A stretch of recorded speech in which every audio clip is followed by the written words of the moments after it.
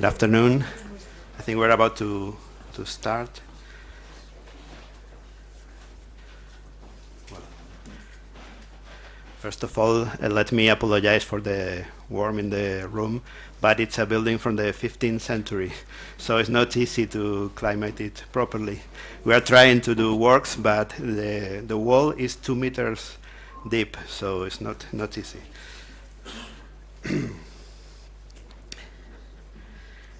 Your Excellencies and distinguished ladies and gentlemen, and dear Falerista family, it's a great pleasure to me to welcome you to the Madrid Royal Economic Society of Friends of the Country, one of the oldest civilian institutions of the city.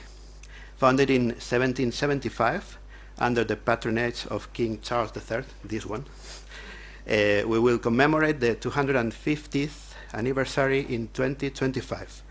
Our headquarters, the Towers of the Lujanes, in which we are now, built in the 15th century, is Madrid's oldest civilian building. Our society was born under the spirit of the European Enlightenment era. Pedro Jiménez Rodríguez de Campomanes, first Count of Campomanes, and Gaspar Melchor de Jovellanos are the key figures in the creation of the Royal Economic Societies, particularly after the publication of Campomanes' speech of 1774 on promoting the popular education of artisans. The goals of this society were the promotion of an economic and educational reform, encouraging among Spaniards the sense of patriotism and stimulating individual virtues that could lead people to happiness. The motto of the Royal Society is Socorre enseñando, help by teaching. And to this lovely maxim, it has dedicated itself to its promotion of culture and practical education. We keep a splendid library and one of the best historical archives in Madrid, mainly bibliographic collections from the 18th century, visited by hundreds of researchers. Although its ancient roots, the Society has always been proud of its modern and practical mindset. As early as 1786, the Society admitted women as members, creating the Council of Ladies that continue to exist nowadays. The Society created the School for the Deaf and Mute in 1802 and a School for the Blind in 1835. Both schools were joined together in 1842, and it's the seat of nowadays National Organization for the Blind, ONCE, a powerful institution of social care in Spain.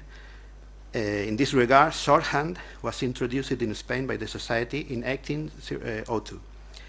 Typing is another important skill that continues to be taught today. Other main achievements in this Royal Society are the creation of the important professorships in economics and philosophy in 1805. Foundation of the Athenaeum of Madrid, which is today a major cultural institution of the city, in 1820. The Madrid Savings Bank in 1835, or the Madrid Press Association in 1895, created in this hall that we are now. During the 18th and 19th centuries, the Society had an important role as a consultative institution for the Spanish government. We provide nowadays advanced courses in economics, history, literature, music, law, science and technology, and medicine, as well as other areas of current academic interest. We offer concerts and theater open to everyone interested. We also publish an outstanding free journal featuring exceptional contributors and a wide circulation among scholars. And finally, is open to congresses and other academic and representative public events, such as this European Conference of Faleristic Societies. Finally, I would like to wish you a pleasant stay in our city, in the hope that you will take advantage of the works of this Congress. Thank you.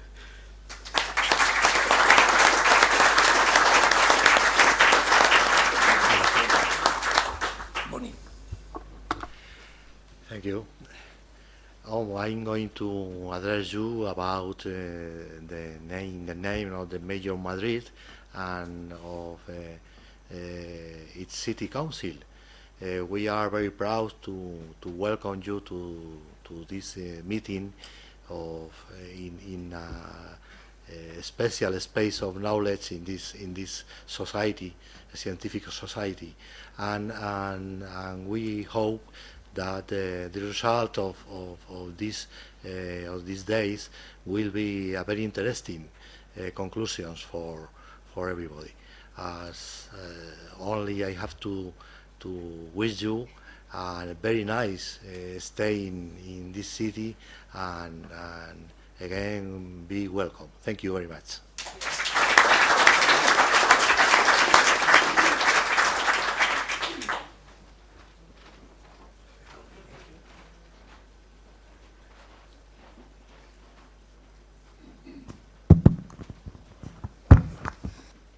Your Excellencies, Excelentissimos e Illustrissimos Señoras y Señores, ladies and gentlemen, representatives of museums and royal chancelleries, dear friends, members of faleristic societies, dear companions and wives, it's a great pleasure and honor for all European falerists to be welcomed today in Madrid on the occasion of our 15th annual meeting, after Paris last year and before Amsterdam next year. We have been dreaming of this for a long time. You have done it. On behalf of all the presidents of the European Faleristic Societies, present or represented, I would like to express our warmest and most sincere thanks to the Real Academia Matritense de Heráldica y Genealogía, as well as to the Real Asociación de Hidalgos de España, which has provided help and support. I have had the opportunity for many months to discuss regularly with the director of the Real Academia, Excelentísimo Señor Dr. Ernesto Fernández Gestaye Vázquez, and the director of publications, Illustrísimo Señor Dr. Don Amadeo Martin Rey y Cabieses. I can assure you that they have done their utmost in spite of the many difficulties encountered to ensure that our 15th European meeting will be a source of enrichment of our knowledge in the field of faleristics, a wonderful opportunity to discover these magnificent cities of Madrid and Toledo, and last but not least, a moment of great conviviality between men and women who have come from all over Europe to share the same passion. The bonds of friendship that we forge between us year after year contribute to the strengthening of this Europe to which we are attached, that of peace. Thank you, dear Ernesto, for your tremendous commitment to the success of that 15th European meeting. Thank you to all those collaborators, friends, authorities who have helped you to organize this event. Let me also thank of several of our members who had to cancel their attendance at our meeting because of the air traffic controller strike in France, and of those who had registered for our meetings and had to cancel, unfortunately, their attendance because of their health situation. I wish them all, Judy, Michael, Eric and Christian, Sven Philip and the others, a speedy recovery. We will miss them. But let's celebrate, because it's a celebration to be in Madrid with you all this weekend. Muchas gracias y todos mis mejores deseos para este encuentro.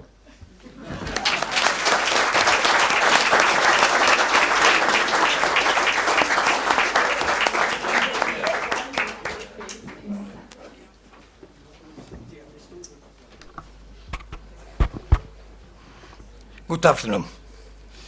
Sorry, I don't speak English. But, presidente de la Real Sociedad Económica Matritense de Amigos de País, director general de Museos, Archivos y Bibliotecas del Ayuntamiento de Madrid, sustituido por su jefe de servicio, José Bonifacio Bermejo, président de l'Association des Amis du Musée National de l'Ordre de la Légion d'Honneur et des Ordres de Chevalerie, assistant to the 15th European Conference of Faleristic Societies, welcome to the inauguration to the program Act. First of all, I want to give you all my greetings in the name of the Real Academia Matritense de Heráldica y Genealogía and thanks the help received from the Real Asociación de Hidalgos de España, we made all we could to keep the 15th conference at the same level than the 14 before. And now I'm going to read a few words from His Royal Highness Don Pedro de Borbón, de Sicilias y de Orlèans, Duque de Calabria, Conde de Caserta, honorific President of the 15th European Conference of Faleristic Societies. Director de la Real Academia Matritense de Heráldica y Genealogía, Presidente de la Real Asociación de Hidalgos de España, Estimated Assistant to the 15th European Conference of Faleristic Societies. Faleristic, the science that studies decorations, is, as a history auxiliary science, really helping to get a better understanding of the award and also to get a closer view of the glorious artistic and goldsmith pieces that century after century the decoration and other emblems have been. The 15th European Conference of Faleristic Societies is a special opportunity to get a deeper knowledge in this question. We, the inhabitants of Madrid, are happy to receive you, Faleristic experts, in this your first time in Spain. And I wish you that your meetings, encounters, workshops and papers will be very useful and that they will constitute a nexus of union between you all. Thank you very much.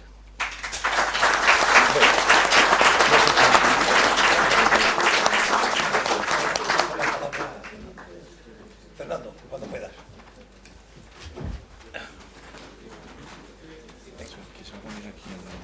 Amadeo, flepa aquí a tu lado. Ponte acá.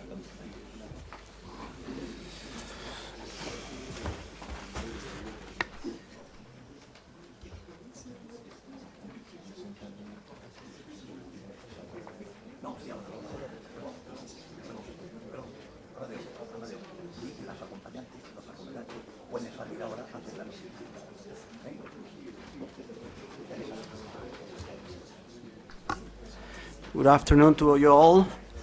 So the President of the Congress is telling me that the people who are accompanying the participants in the Congress can now go out and for doing a visit to the town. Okay, so if you want to leave the room, you can go now.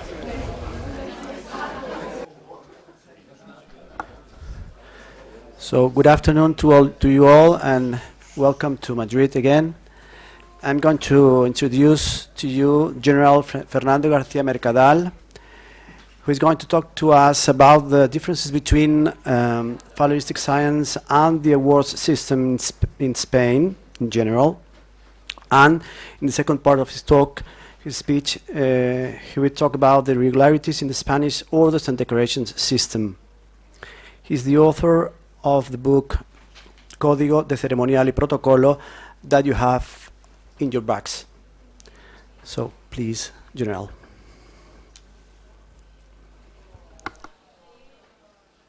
Sorry, he's going to talk to us in Spanish, and I'm going to translate into English every 3 or 4 images. Okay. Muy buenas tardes. Voy a tratar de, muy brevemente, establecer los puntos de conexión entre lo que se conoce como el derecho premial y también la falerística. Y a continuación, hacer una breve reflexión sobre las carencias que en el sistema premial español, pues en este momento tenemos en nuestro país, y que hemos venido desde hace algunos años denunciando en diferentes foros. Carencias que ponemos aquí de relieve en un encuentro académico y científico, hechas desde luego esta crítica desde la lealtad a mi país y a las instituciones. El derecho premial es el conjunto normativo regulador de los honores y distinciones. Deberíamos también ampliarlo a los usos y costumbres, porque no todas las normas que regulan los estímulos honoríficos son derecho escrito. En el ceremonial y en el protocolo son muy importantes los usos y las costumbres. En España, como fuente del derecho, según el Código Civil, en su artículo número 1. No hay quizá otra parcela en el derecho administrativo y en el derecho político y constitucional más deudora de los usos, las tradiciones y las costumbres que el ceremonial, el protocolo y el derecho premial.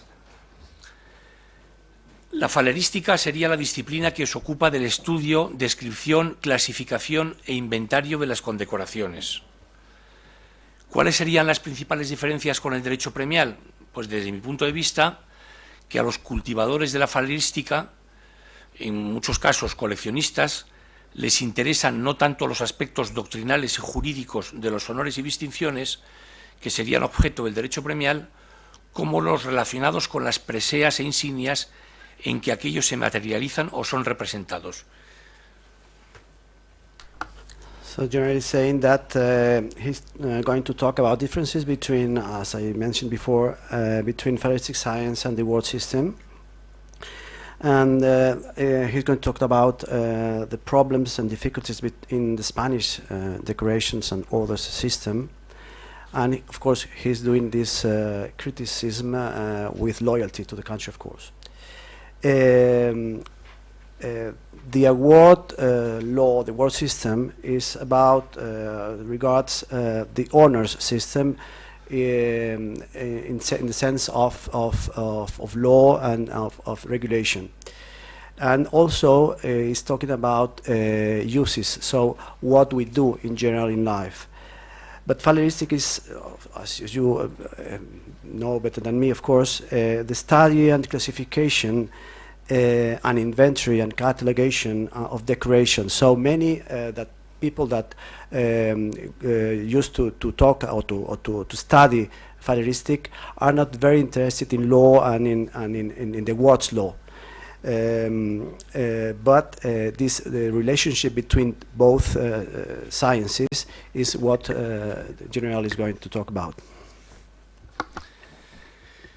En términos semióticos, puede decirse que el objeto de la falerística se centra más en los significantes o soportes simbólicos y emblemáticos de las condecoraciones que en el significado, contenido mental, cultural o ideológico que proyectan. Disponemos en nuestro país de meritorios trabajos falerísticos de conjunto sobre las condecoraciones españolas civiles y militares. No los vamos a mencionar aquí porque en el libro sobre la falerística que pueden ustedes encontrar en la bolsa que les hemos entregado, contempla en este libro toda la relación de estos trabajos científicos históricos que se han ido elaborando en nuestro país en las últimas décadas, bueno, ya desde el siglo XIX.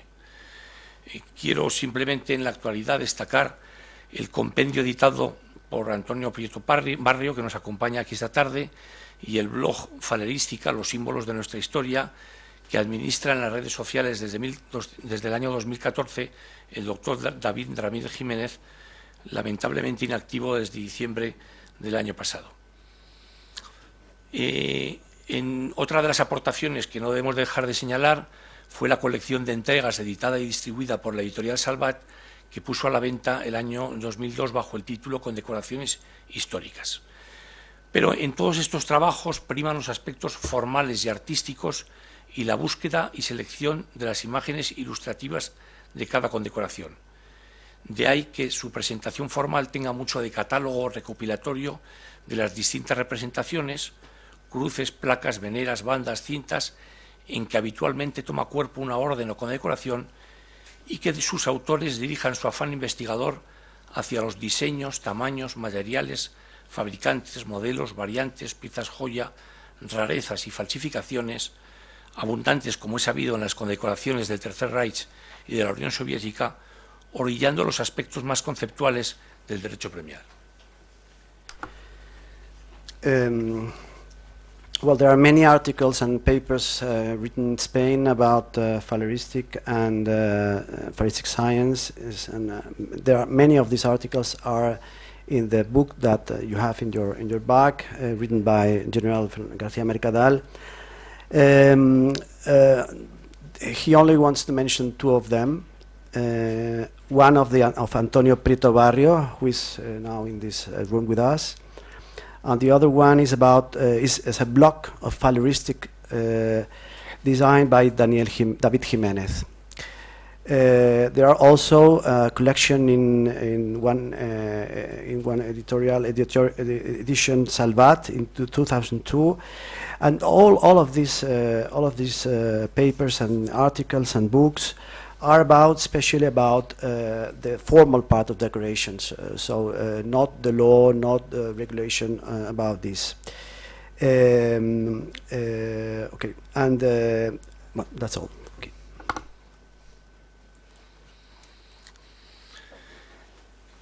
Esta es quizá la carencia más acusada de este tipo de publicaciones, estas publicaciones que estamos mencionando, la endeblez del marco teórico y metodológico utilizado y un cierto desorden expositivo, lo cual no impide para que nos parezcan sumamente interesantes y atractivas todas estas publicaciones, y además muy necesarias para poder obtener una visión integral de las condecoraciones, que no debiera ser asunto privativo de juristas e historiadores, porque es siempre en el canon del contexto y de la totalidad donde ha de indagarse el verdadero sentido de los emblemas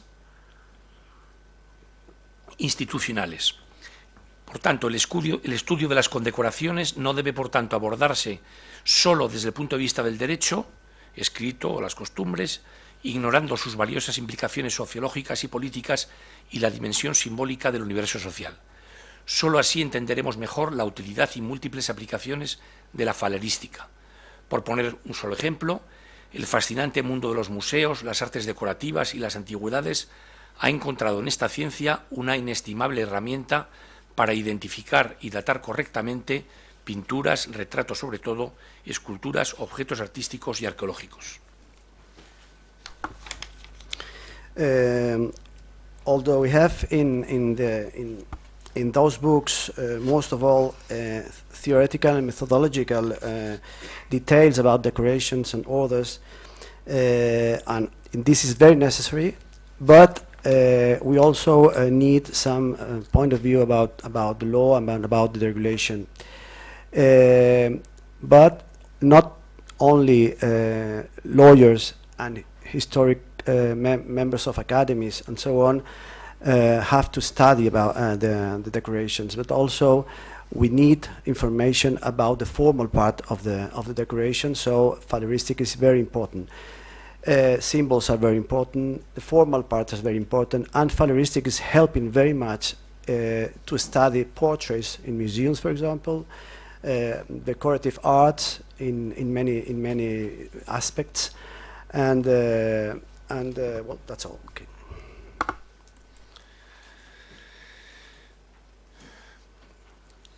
Quisiera también Sorry.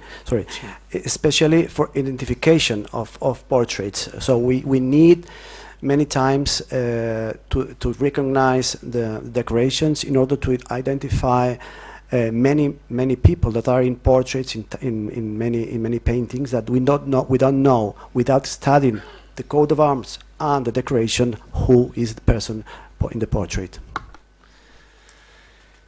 Mención aparte merecen la copiosa obra ensayística sobre condecoraciones civiles y militares que desde 1996 viene impulsando Alfonso Ceballos Escalera a través de su editorial Palafos y Pezuela, así como las excelentes monografías editadas por la Agencia Estatal Boletín Oficial del Estado sobre algunas de las órdenes y condecoraciones españolas más relevantes. Estas monografías abordan el estudio de las órdenes y condecoraciones españolas de forma equilibrada, tratando tanto los aspectos jurídico-premiales como los puramente falerísticos. Con todo, pensamos que la obra de referencia sobre las condecoraciones civiles españolas sigue siendo las órdenes y condecoraciones civiles del Reino de España, editada por el Centro de Estudios Constitucionales y el Boletín Oficial del Estado el año 2001 y 2003. Y finalmente ha de reseñarse el Código de Ceremonial y Protocolo editado por la Agencia Estatal Boletín Oficial del Estado, que presenta de forma ordenada y sistematizada todo el conjunto normativo relativo a las condecoraciones civiles y militares españolas. And there are some papers and some publications that are very useful for that. One of them is written by Alfonso de Ceballos Escalera y Gila. It's a monography about this, and there's another monography published by the official editorial called Boletín Oficial del Estado. Those publications have an equilibrate information on about law and about faleristic. And there is also another publication very useful called Órdenes y Condecoraciones del Reino de España, published by the Centro de Estudios Constitucionales, the Constitutional Study Center in Spain, and the mentioned BOE in 2001 and 2003. And last but not least, the Código Ceremonial y Protocolo, published also by BOE, which have all the information about law and about regulation on decorations and orders, written by and directed by General García Mercadal.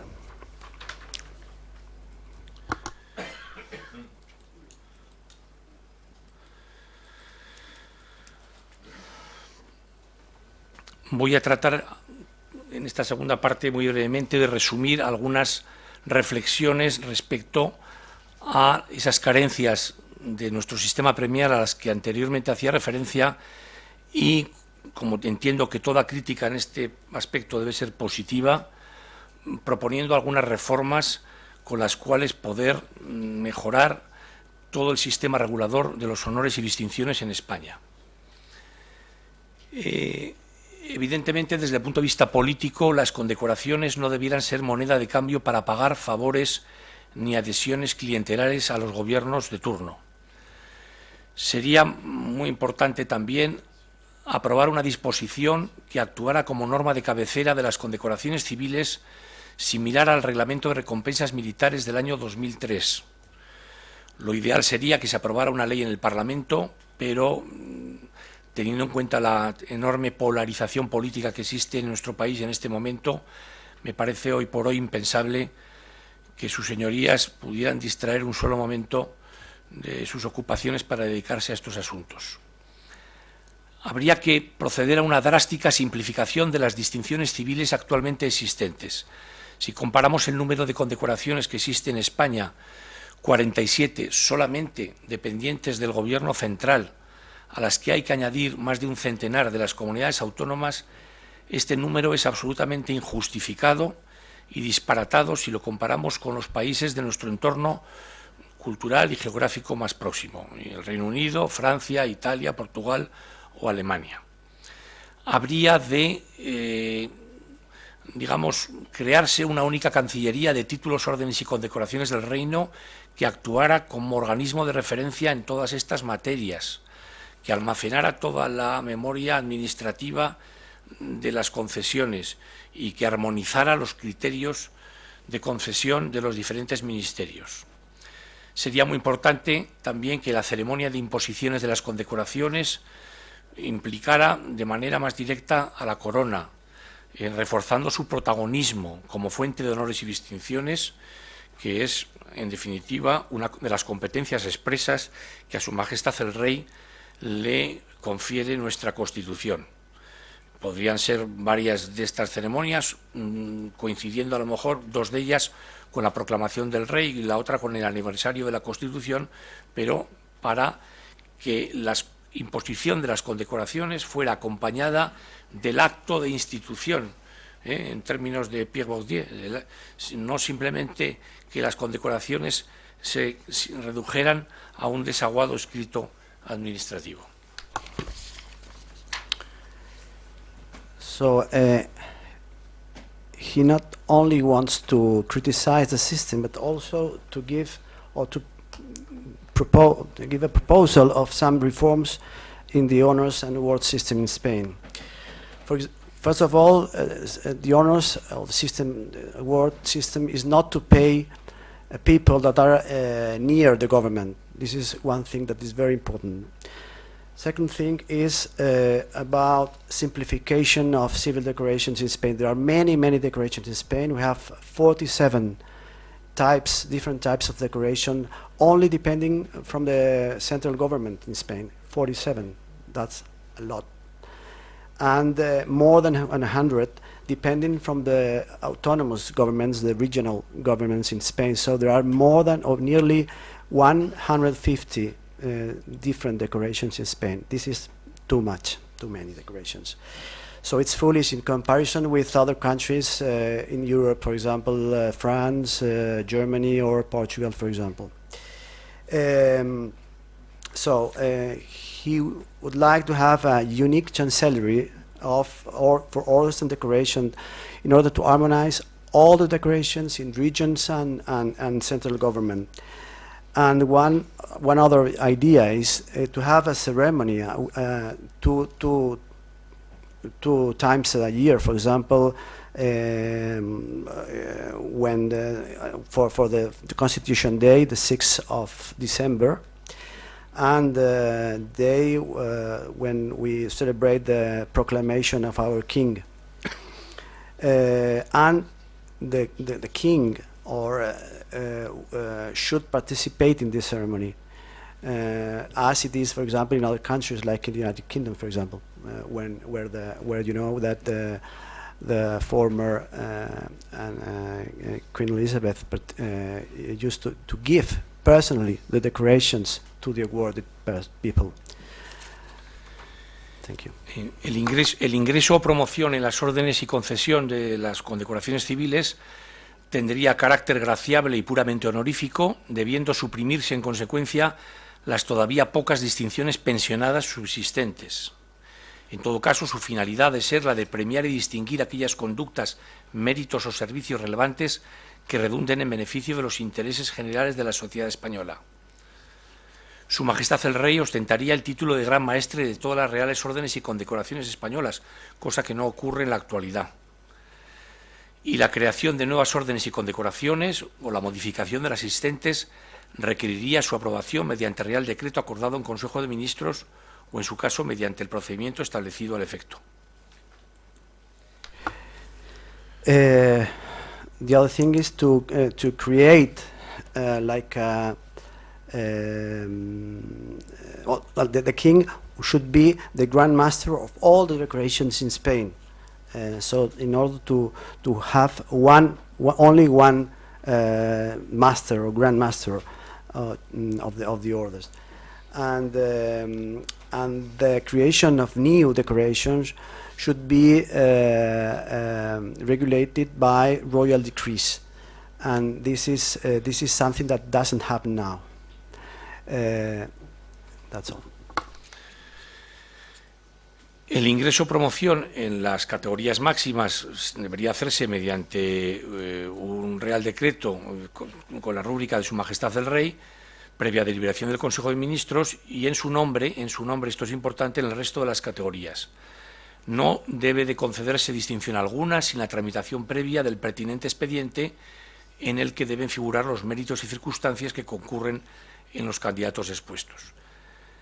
La simplificación, como he dicho anteriormente, de nuestro sistema de distinciones honoríficas, reduciendo el elevadísimo número de órdenes y condecoraciones, dejando las más antiguas y prestigiosas, naturalmente, el Toisón de Oro, Carlos III, Isabel la Católica, etcétera, pero suprimiendo al menos, según un dictamen que emitió la sección de Derecho Premial de la Academia de Jurisprudencia y Legislación, 27 de las 46 distinciones civiles actualmente existentes.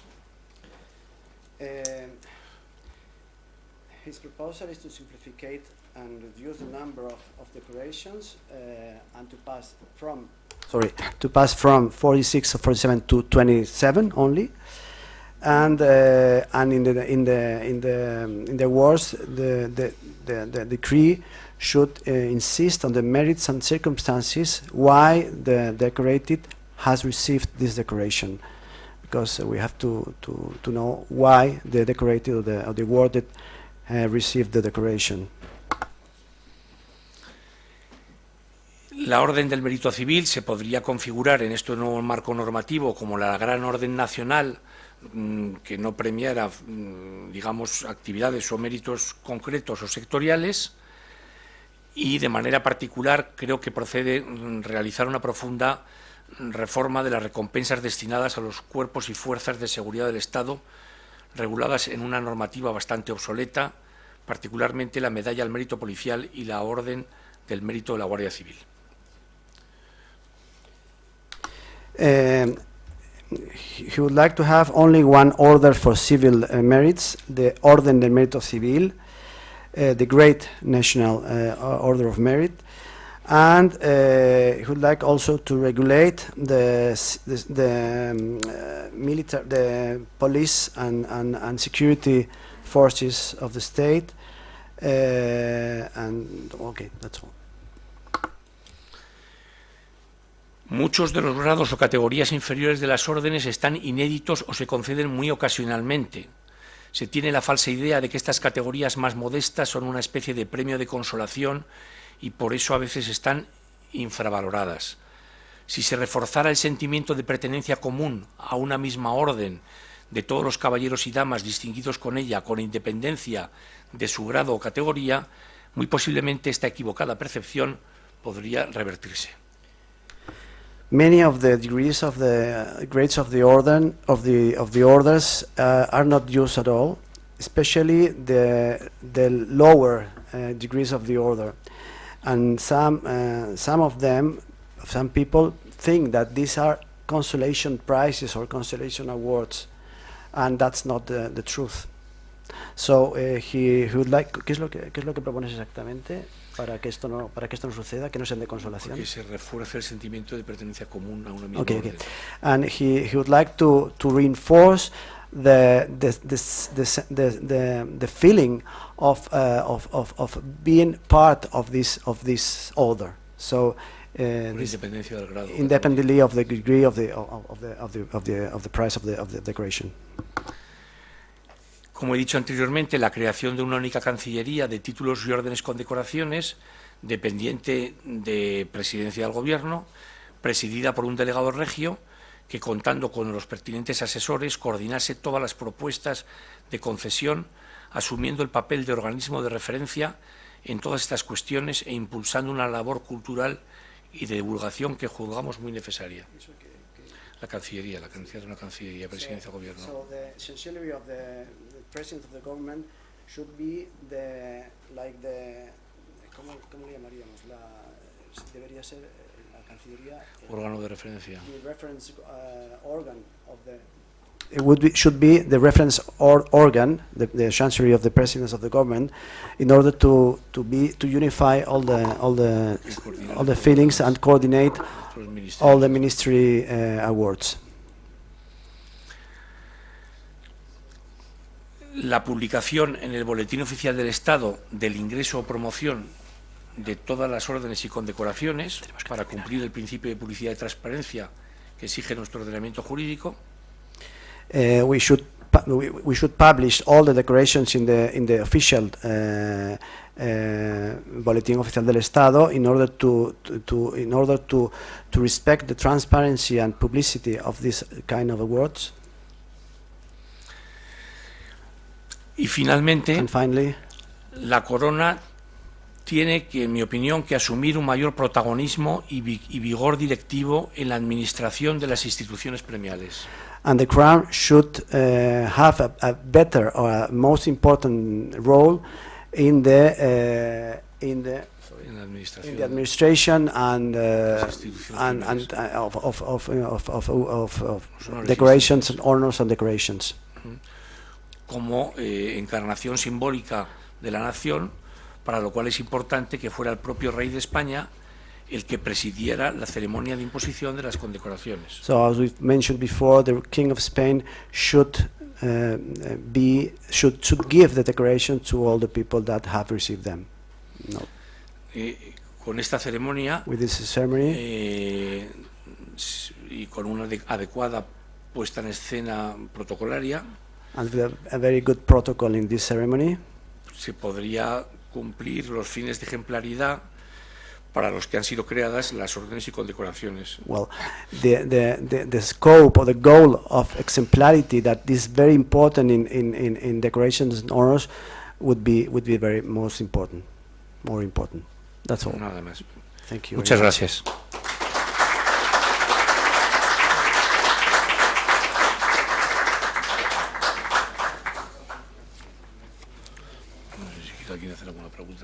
If anyone wants to make a question.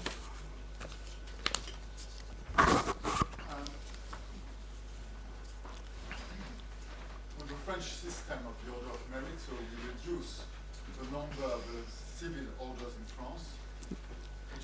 Sorry, I will translate. Dice que con el sistema que hay en Francia de órdenes y decoraciones, existe la orden del mérito con el que se redujo bastante el número de condecoraciones en Francia. So, of course, on one hand, it's a good point, but on the other hand, in the past, with all the civilian orders, we can award some merits, and now they are not awarded at all with the new order of merits, so they are completely forgotten.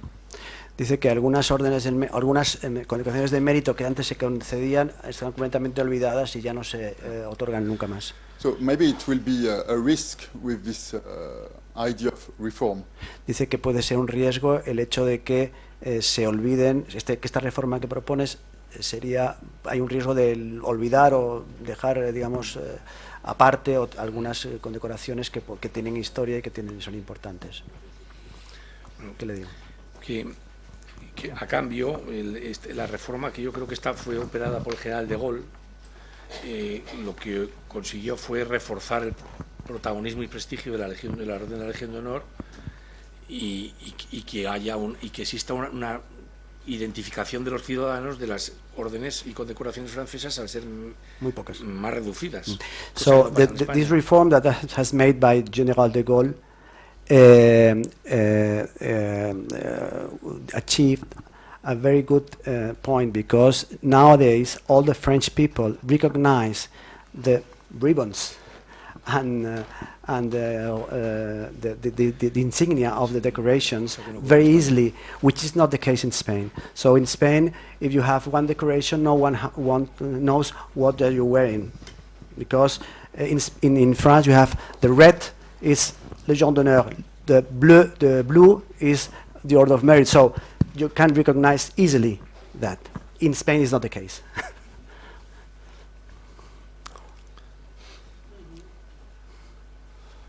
Okay, thank you very much. Pues nada, muchísimas gracias.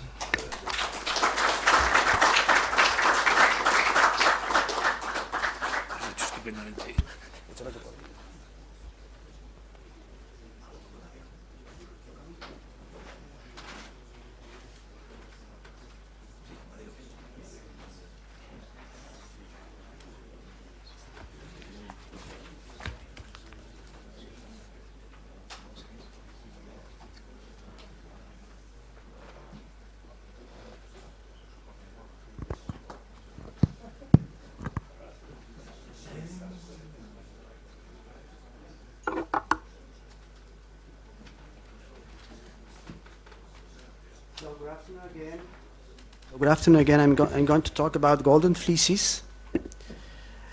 Not the order of the golden fleece, but the golden fleeces, which is not the same. Well, we know that the order of the golden fleece is one of the most prestigious order in Europe, maybe in the world. And we know that it was founded by the Duke of Burgundy, Philip III, in 1430, so in the 15th century. And we know that it's a collar order. So it's an order which its only insignia is a collar. Of course, there are many other orders that have only a collar as insignia, like la Santissima Annunziata in Italy, or San Gennaro in the two Sicilies, for example, and many other orders have as a top of their ranks one color. Okay, but as I mentioned, the order of the Golden Fleece is a color order. So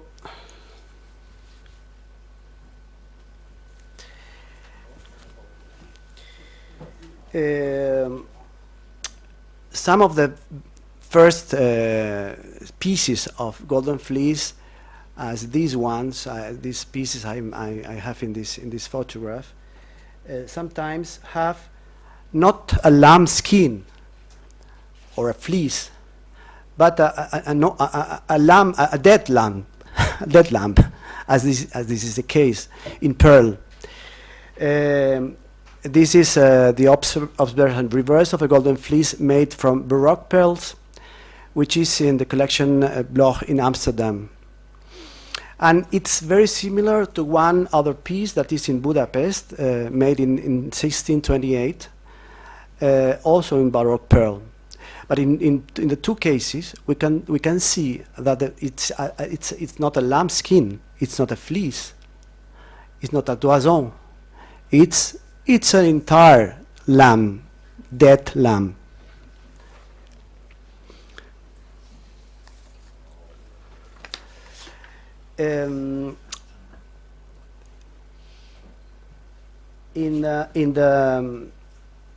Well, those pieces that I've mentioned before are not is not a ring with suspending or pending the lamb.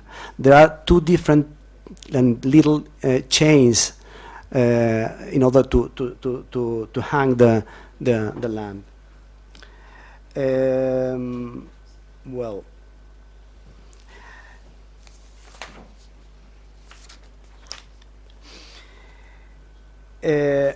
We know that the color of the order of golden fleece is property of the chief and sovereign of the order, not Grand Master, because the name of the Grand Master is not Grand Master in the order of the golden fleece, is chief and sovereign of the order. But many pieces, many decorations of the order of the golden fleece are now property of many families in Europe. Why? Because although the color is property of the sovereign of the order, the knights of the order can order different neck badges of the order, and those badges, which we are going to see in the following images, some of them are very rich and remain the property of their families. Okay. The same with the miniatures of the orders, of course. Well, this is one case. This is a color of the order of the golden fleece that was showed in an exhibition, in very famous exhibition in 1962 in Bruges. In Bruges in 1962, there's a very nice catalog, and well, in the catalog the photograph of this piece is in black and white, but this is the color version of this photograph, and it was made for the Emperor Ferdinand II in the 17th century, and it was disassembled in 1872. By the jeweler, the Vienne jeweler Alexander Emanuel Koechert. Well,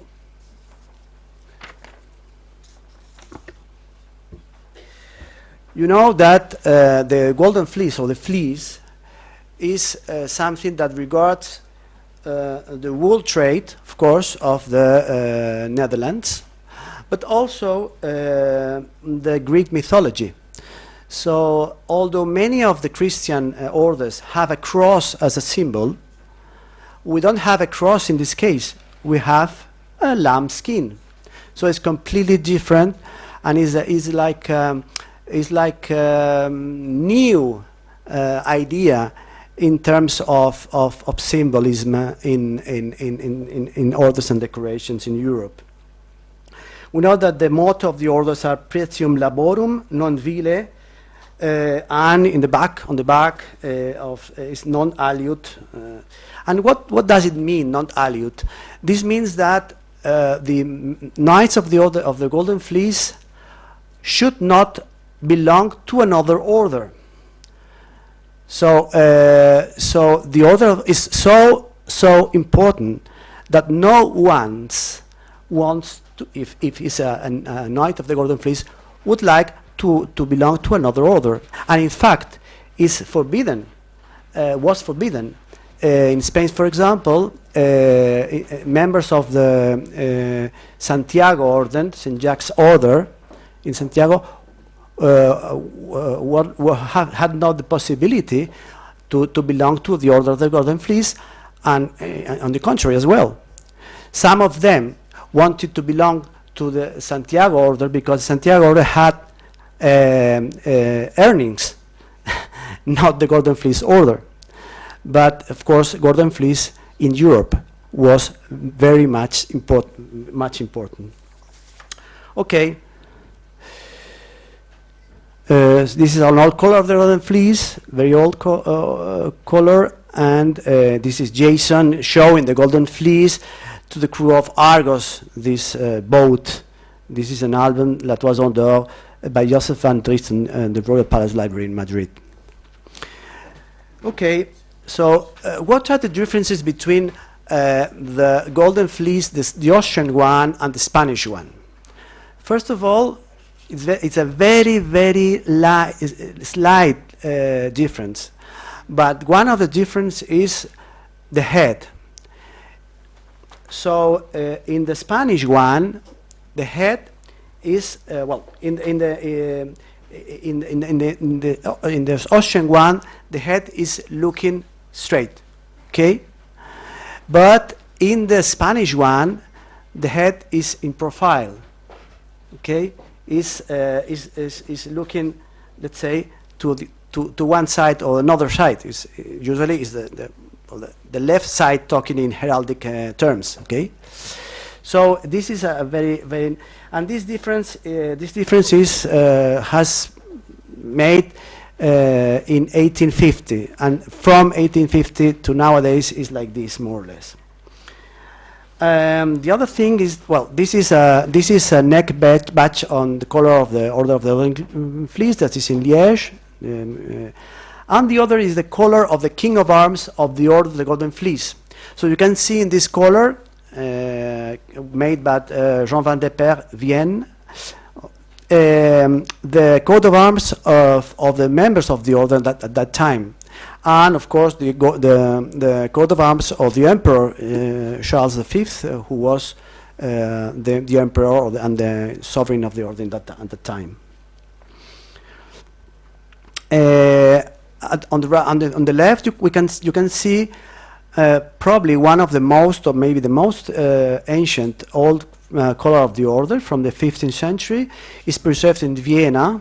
And on the right, you can see some images of the necklace or neck badge and the color of the Austrian Order of the Golden Fleece. Here you can see the difference between the Austrian and the Spanish one.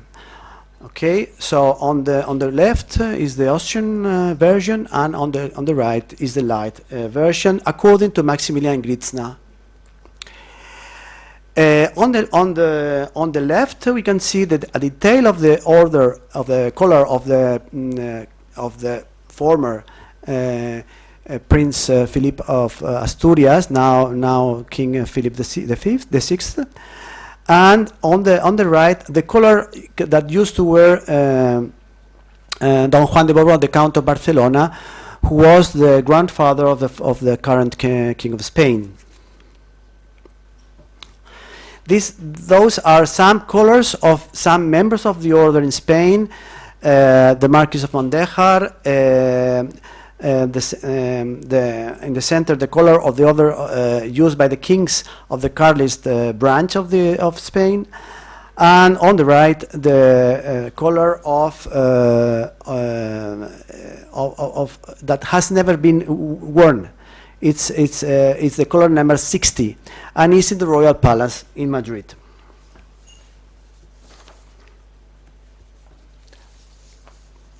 Okay. On the left, one color made by Narciso Soria is a Spanish silversmith and jeweler, documented between 1800 and 1854. And it's in the Royal Palace in Madrid, and this color was exhibited in the National Gallery of Art in Washington during the exhibition The Art of Power, Royal Armor and Portraits from Imperial Spain. And in the center and on the right, you can see the color of the or golden fleece of the Spada collection, which is a very, very known, as all of you know, of course, a very known collection that is now landed in the Musée de la Légion d'honneur des Ordres de Chevalerie à Paris. And this is a detail on the right of this color. On the left, you can see a color that is now in the Abu Dhabi Museum, Louvre Museum in Abu Dhabi. And on the right is a very, very, very contemporary color. It's a color made in Spain by Conde Coralia. Okay, is one of the newest colors ever made in the world. You can see here some insignia, some neck badges of the order of the Spanish order of the Golden Fleece. And here you can see some of them. I will show very many badges, okay? And I will stop in some of them. For example, on the right you can see a very interesting badge because you can see two fish, two green fishes that are on the briquet of the briquet of the order of the badge, and it's in the Army Museum in Toledo, the museum we are going to visit tomorrow.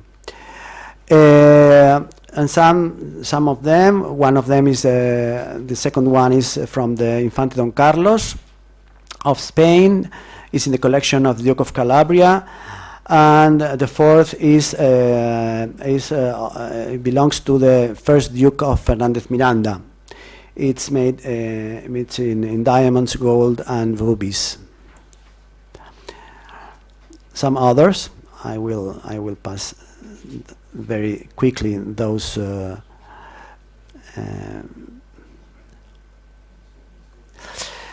And what about colors and miniatures of colors? These are some miniatures of colors. On the left, you can see the miniature of the color of the Order of the Infante Don Sebastian of Spain. You can see also the Order of Malta miniature there. And in the second right, the Order of the Golden Fleece, a color made in the 20th century, in 1950 or 1960. So you can see the differences between other miniatures, all of them Spanish miniatures. For example, the fourth one is from the Marquis of Mondejar. It's in the collection of the Marquises of Belgida. And those are the newest neck badges of the order made in Spain from Cejalbo. Is one of the fournisseurs of orders here in Spain. And of course, the King of Arms of the order had also a badge, a neck badge.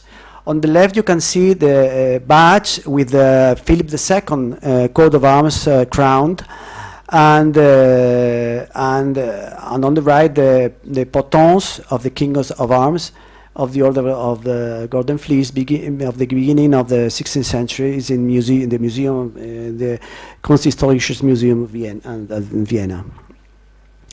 And this is the version made in the time of Ferdinand VII in Spain for the King of Arms of the Order in Spain. So on the left you can see the design, and on the right the real decoration of the insignia. It's in the National Historical Archive in Madrid. This is the so-called the Crown Prince collar of the Golden Fleece is later Austrian Empire, of course. And of course, in the auctions, we can find some decorations, some golden fleeces. For example, those decorations which belong to the Marshal Archduke Frederick. As you know, he was the chief of the Austrian forces in the First World War, and this was sold some years ago. And of course, this one, which belonged to the Prince Franz von Auersperg, and on the right you can see another one, another catalog with golden fleeces in Vienna. But the Austrian colors of the golden fleece have little differences, as I mentioned before, in comparison with the Spanish ones. For example, the briquet has the motto, which is not the case in the Spanish version of the order. And you can see here very well this briquet with the motto of the order of some neck badges of the order.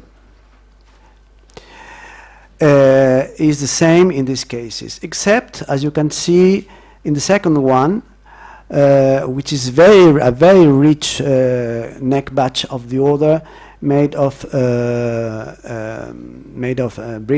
diamonds and other precious stones. I have to be very quick because we have not many time. You will read all the article, the paper, in the very long article that I'm presenting in the Congress. And well, some miniatures, some Austrian miniatures, okay. And of course, there are miniatures of the colors as well, and those are some of them. You can recognize very well the briquet with the motto, and not only the motto, but also a very little, I don't know the name in English, bajo relieve, with Jason and of course there are replicas, and those are some replicas made in Austria, or for replicas of Austrian neck badges. Those are other replicas. Well, now we can go through the Spanish golden fleece. Well, the Spanish kings used to, in the recent times, used to wear the color of the order, and very not very often. Okay, for example, in 1962, the former King Juan Carlos used it in his marriage in Athens in 1962, as I mentioned, or when President Giscard visits Spain, or when King Baudouin visits Spain as well, but it's not very common. Usually, the King of Spain use, or in the marriages of the infants of Spain, but usually they use the neck badge of the order, as you can see on the right and on the left.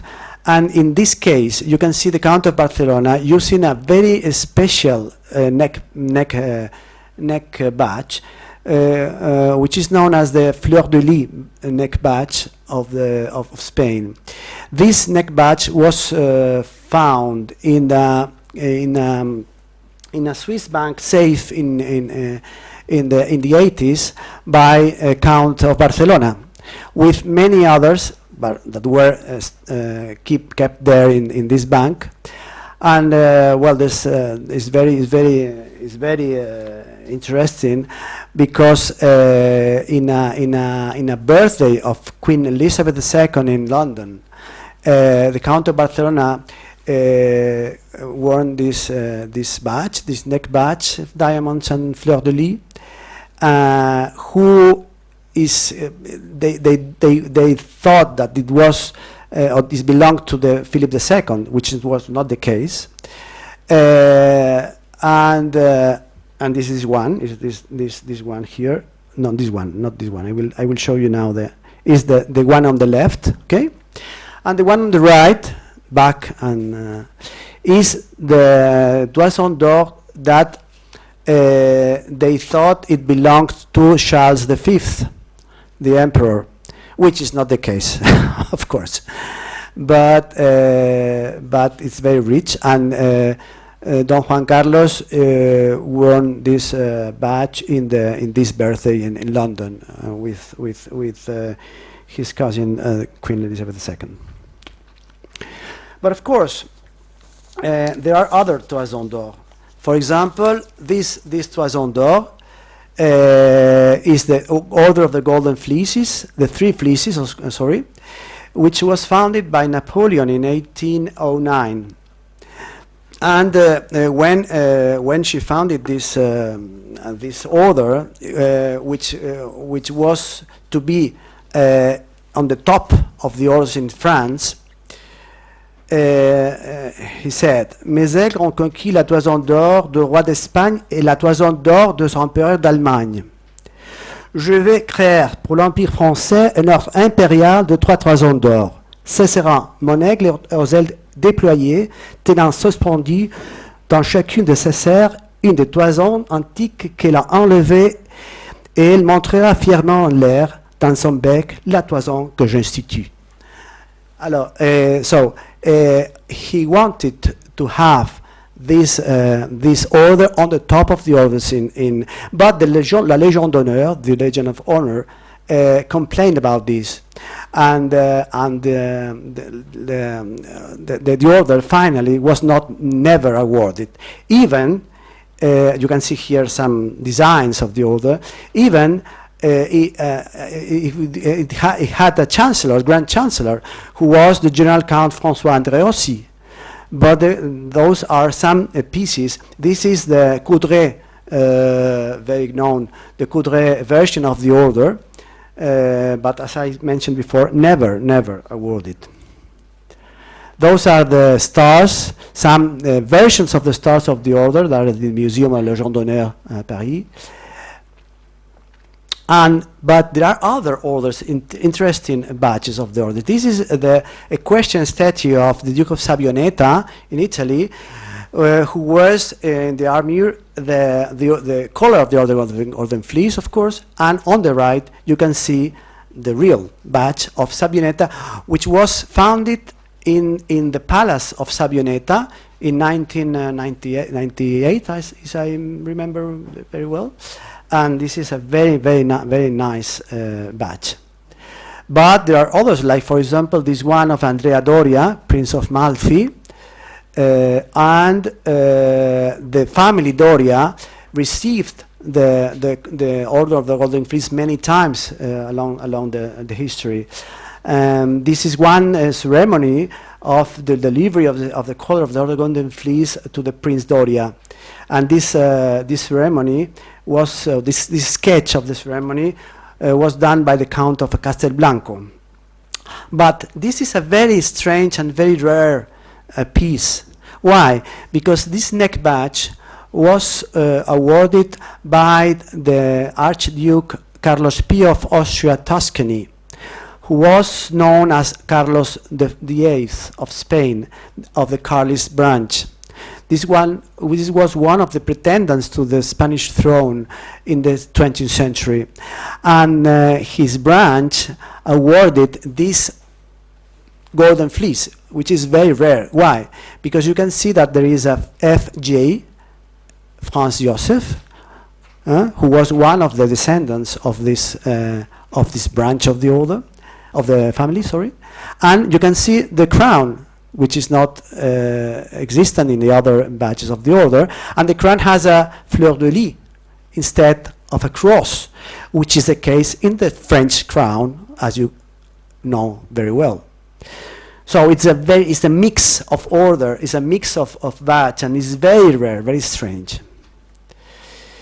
Well, of course, some monarchies in Europe had very nice and very rich order badge of the order. This is the case, for example, of Frederick Augustus II of Saxony, who was at the same time August III of Poland. And well, this is a portrait of him, and you can see in the detail this is a very rich badge. You can see other badges here in other portraits of the same king. And here you can see the neck badge of the Order of the Golden Fleece of emeralds and of the electors of Saxony on the left. The carnelian neck badge of the Order of the Golden Fleece of the electors of Saxony in the center. It's in Dresden. And on the right, the Bohemian garnet's neck badge of the Order of August III of Poland. It's also in Dresden. And this is a photo montage of and drawing of the neck badge made by Palar Goldsmith in Vienna for Frederick August II of Saxony, with 40 carat Dresden green and 49 carat white diamond from Saxony. Well, now we arrive to Portugal. This is detail of the color of the golden fleece that appears in the Spada collection as belonging to King John VI of Portugal. But this is not the case, as I've talked sometimes with my colleague Lourenço Correa de Matos, who is present in this room, because there are a very interesting article. A very interesting article in Portugal that demonstrates that this color belonged in fact to the Infant Miguel. Those are other badges of the Order of Portugal, very rich. Here worn by the Infant Michael of Portugal, and the King is probably the biggest neck badge in the world of the Order of the Golden Fleece. I mean, is the biggest one. Some other portraits, and this is another Portuguese badge of the Order. Very nice. Other members of other Portuguese, like this one, the Marshal Saldanha, Duke of Saldanha, and in Parma, of course, in the Duchy of Parma, this is one of the most beautiful badges of the Order that was auctioned at Sotheby's in Geneva in November 2018. This is the genealogy of this badge. This is the Duke of Angoulême, and the badges of the Golden Fleece go through this branch of the Order of the family to the Dukes of Parma. But many other badges we have in German families, for example, the Prince Moritz of Dietrichstein, the Prince of Fürstenberg, the badges of the Kolowrat Liebesteinsky, the badge of Liechtenstein family. You can see many others. So you will see all of these in the book of the Congress when the article will be published. The Sternberg family, Count of Sternberg, the Schwarzenberg family, and the Szczeciny, Hungarian family, very famous and very known. But of course, we arrive to the Turno-Taxis family. We cannot, we must mention these badges of this is mandatory. No, these were sold in an auction in 1992, and those are some of these pieces, very rich, of the Turno-Taxis family. This is a bracelet with a Toison d'Or, golden fleece, of this family. And this is another, and you can see here that the princes of Turno-Taxis used to be portrayed with the same miniature of the Order in different portraits of the prince. The Württemberg family, the King of Württemberg, or in this case the Duke of Württemberg, recently dead, and the United Kingdom, of course. George IV used to have many portraits with the Toison d'Or, like these ones. Those are the pieces of George IV. and of Albert, the Prince Consort Albert. And the Duke of Wellington, who was the first not Catholic member of the Spanish branch of the Golden Fleece Order. And all of his portraits were made with the golden fleece, as you can see in these examples. Many, all the portraits with the golden fleece. Those are the golden fleece, the Wellingtons were the golden fleece in the Apsley House in London 1. France, of course, I'm finishing, don't worry. And those are the famous Louis XV badge of the order, which is not existing anymore, but we have a copy. We have a copy of this made by the Genoese jeweler Horowitz, and this is the piece. You can see here Louis XV, and this is the golden fleece of the Count of Chambord. So Henry V, or the Count of the Duke of Duke of Bordeaux, Count of Chambord, Duke of Bordeaux. Is him with the golden fleece, and also another French prince, Prince Philip of Orlèans, Duke of Orlèans, who belonged to the Austrian branch of the order. Here is his badge. And of course, the Prince Imperial, the son of Napoleon III,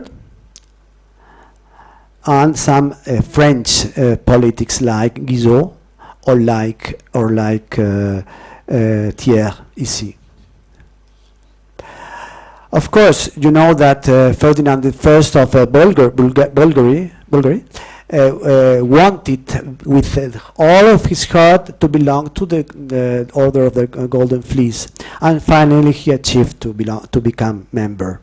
I have a book where I tell about this story. And when he became member of the order, of course, he made many portraits with the order as those. This is his own golden fleece.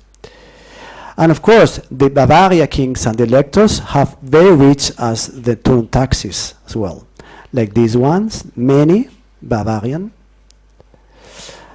Here are some of the kings and the Prince Regent of Bavaria. And the Emperor of Mexico, Maximilian of Austria, had this very rich golden fleece as well. And those are others golden fleeces you can find in many museums and many other places, and all of them will be.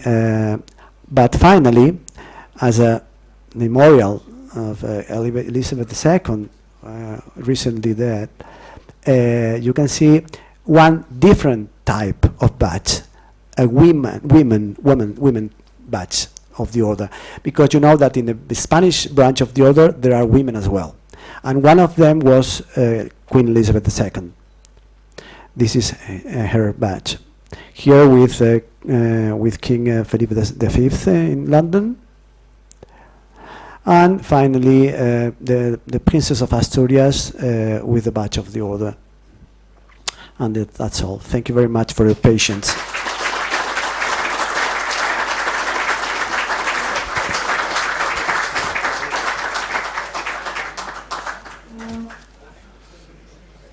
Preguntas?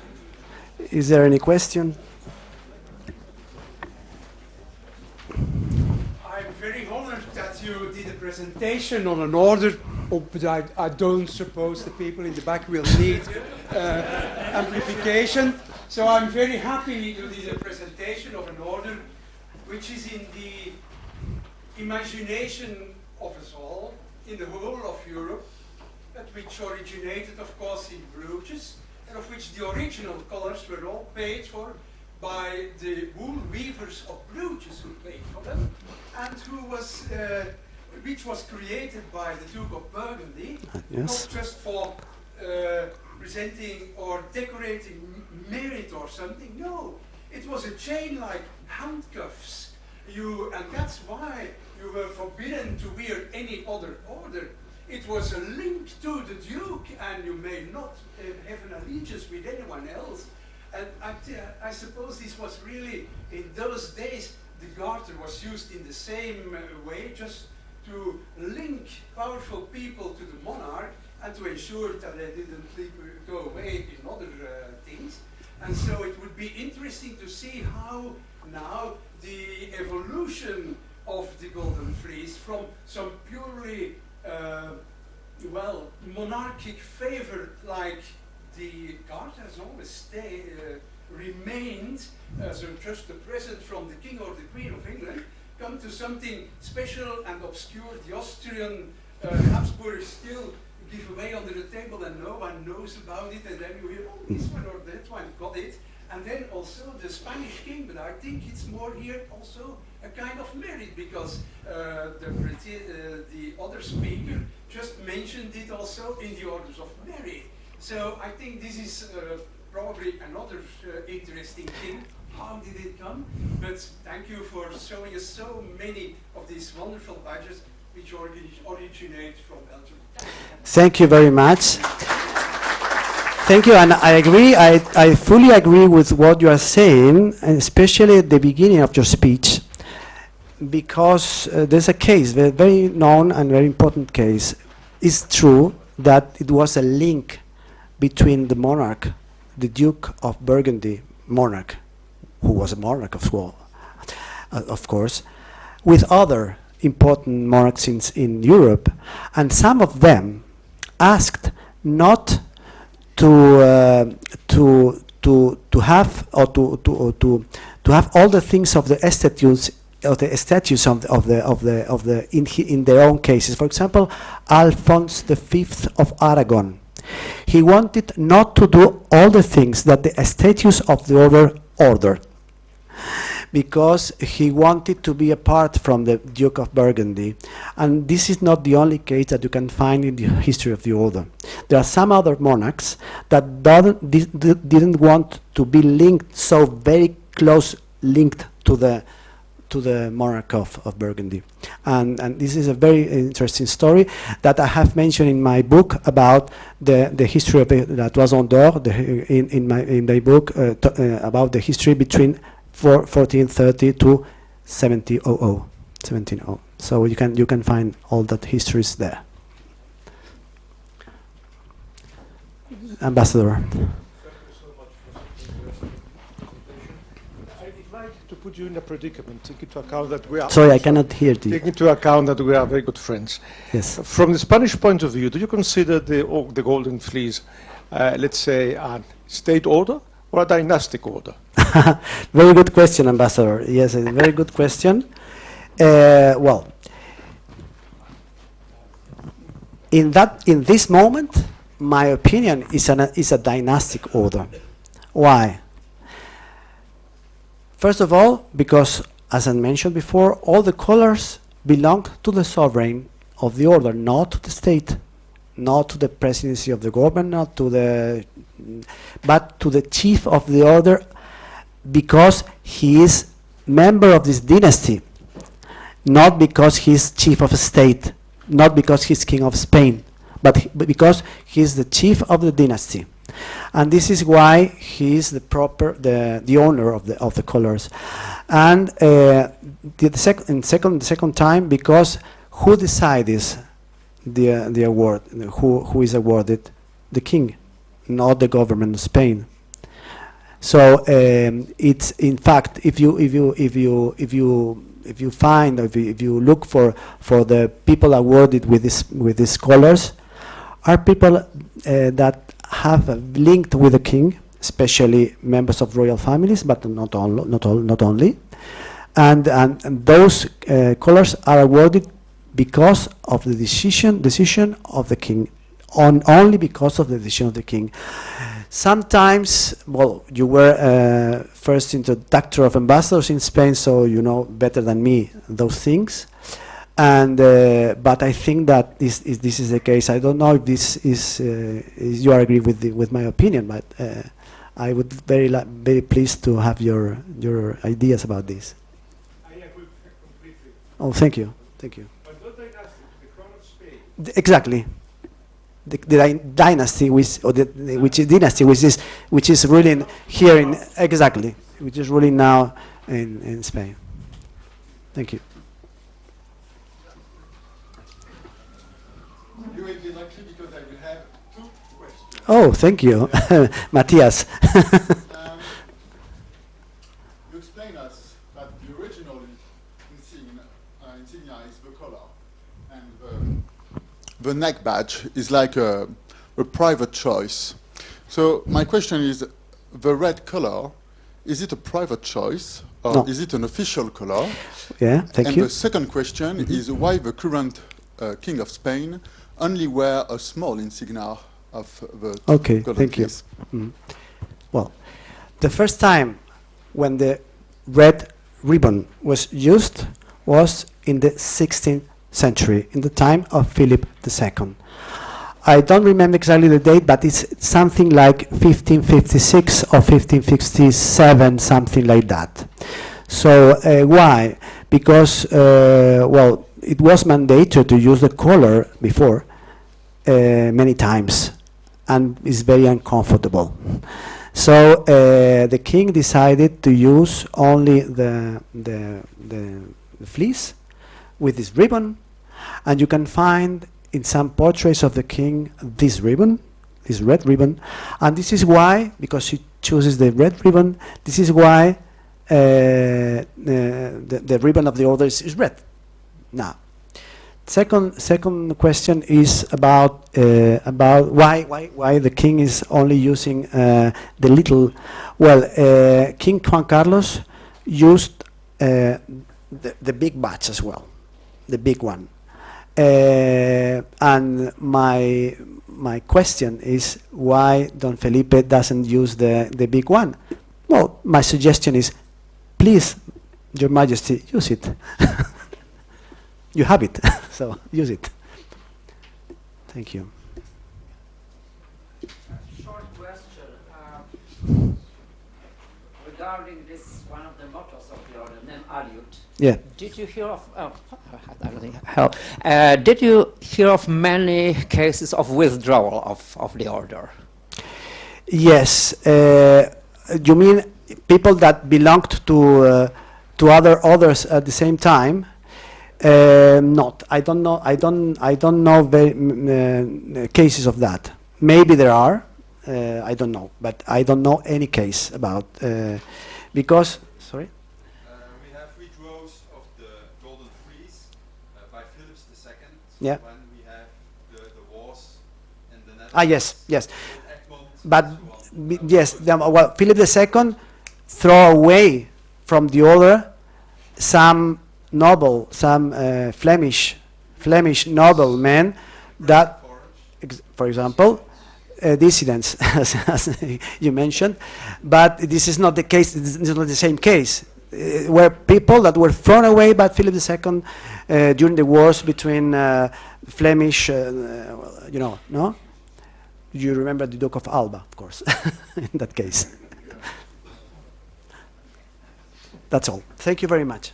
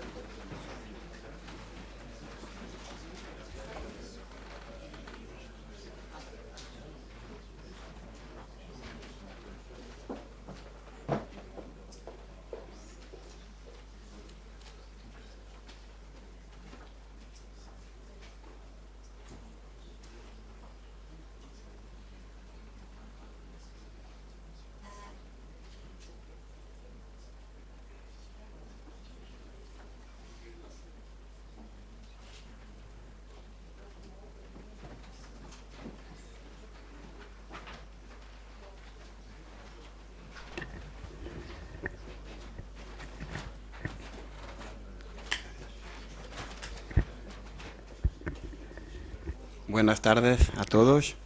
Yo voy a intentar hablar o leer el texto en inglés. Forgive my bad English, but I will try my best. On 1st June, the new Royal Treasure Museum was inaugurated in Lisbon at the National Palace, which was finally completed 227 years after the beginning of the construction of this important residence of the Portuguese royal family in the 19th and early 20th centuries.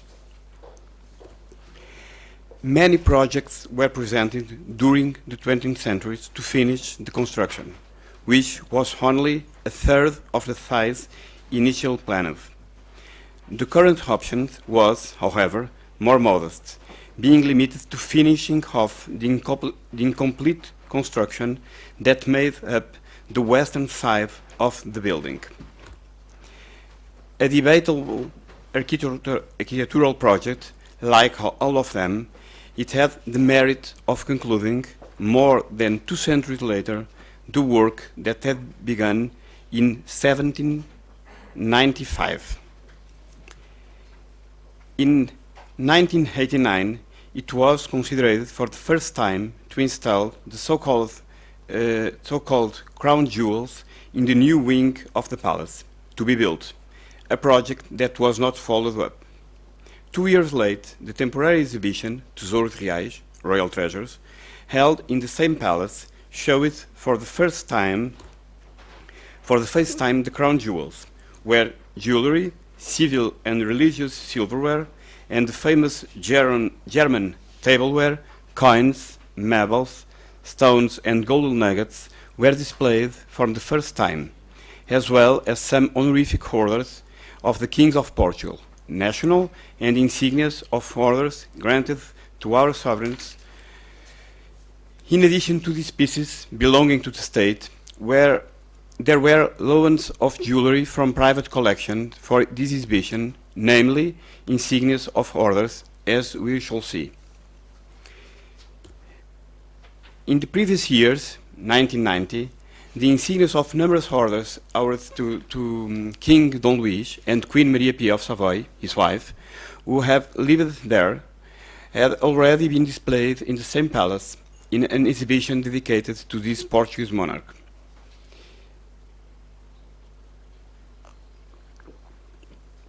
In the new Royal Treasure Museum, now opened, the honorific orders also deserved a specific section, the 4th of 11, in which the museum is divided. I had the opportunity to be part of the scientific commissariat and be a consultant of this section with my great friend Paulo Jorge Estrela, the greatest Portuguese specialist in Falerística and in the story of the Portuguese honorific orders. The best you will hear in the next minute is due to Paulo's knowledge, and mistakes you detect is just my responsibility. The insignias in the Ajuda National Palace, and now integrated in the new Royal Treasury Museum, were essentially thus granted to King Dom João VI and the aforementioned King Dom Luís and Queen Dona Maria Pia. When we were selecting the pieces for the exhibition, bearing in mind the limited space available, we tried to ensure that they were representative of the diversity of relationships between these Portuguese monarchs and the context of the eras in which they reign. Not that we do not know the destiny of all the orders granted to the kings mentioned, which may have different paths to follow. Also, they are two very significant sets of insignias. Outside the nucleus of honorific orders were the Portuguese orders that the monarchs wore at acclamation. The King of Portugal had not been crowned since 1646, the date of the coronation of Our Lady of Conception of Vila Viçosa as Queen of Portugal, and which are important pieces of jewelry.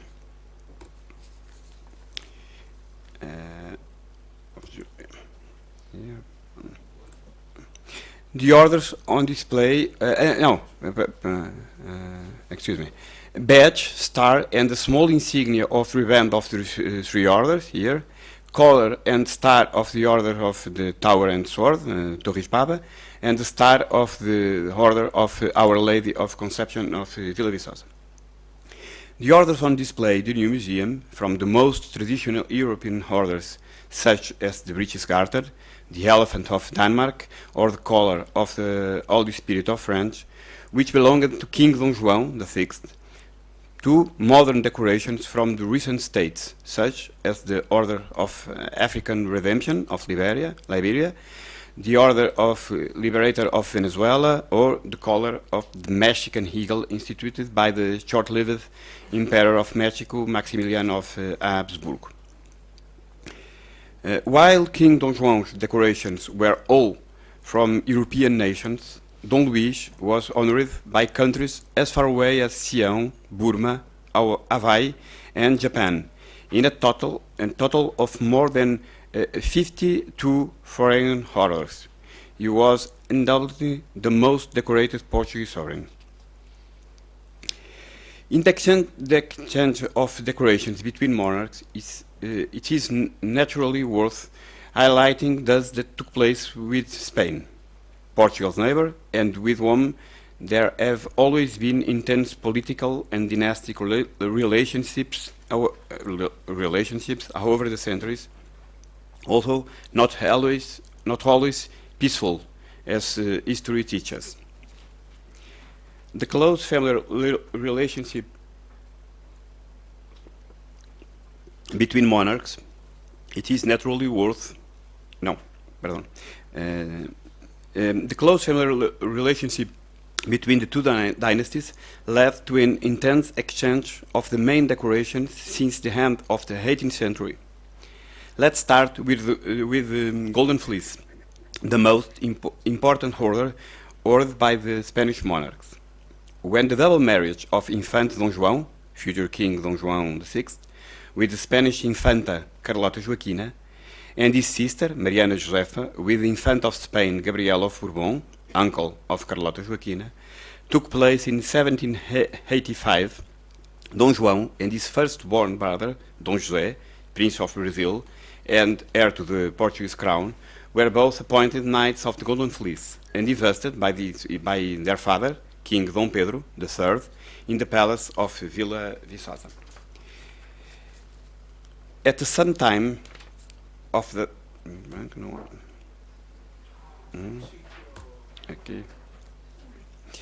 At the time of the death of the King Don Juan VI in 1826, in addition to the collar, which was returned to Spain as stipulated in the statutes of the order, there were 16 insignias of the Golden Fleece described in the inventory on the death of the monarch.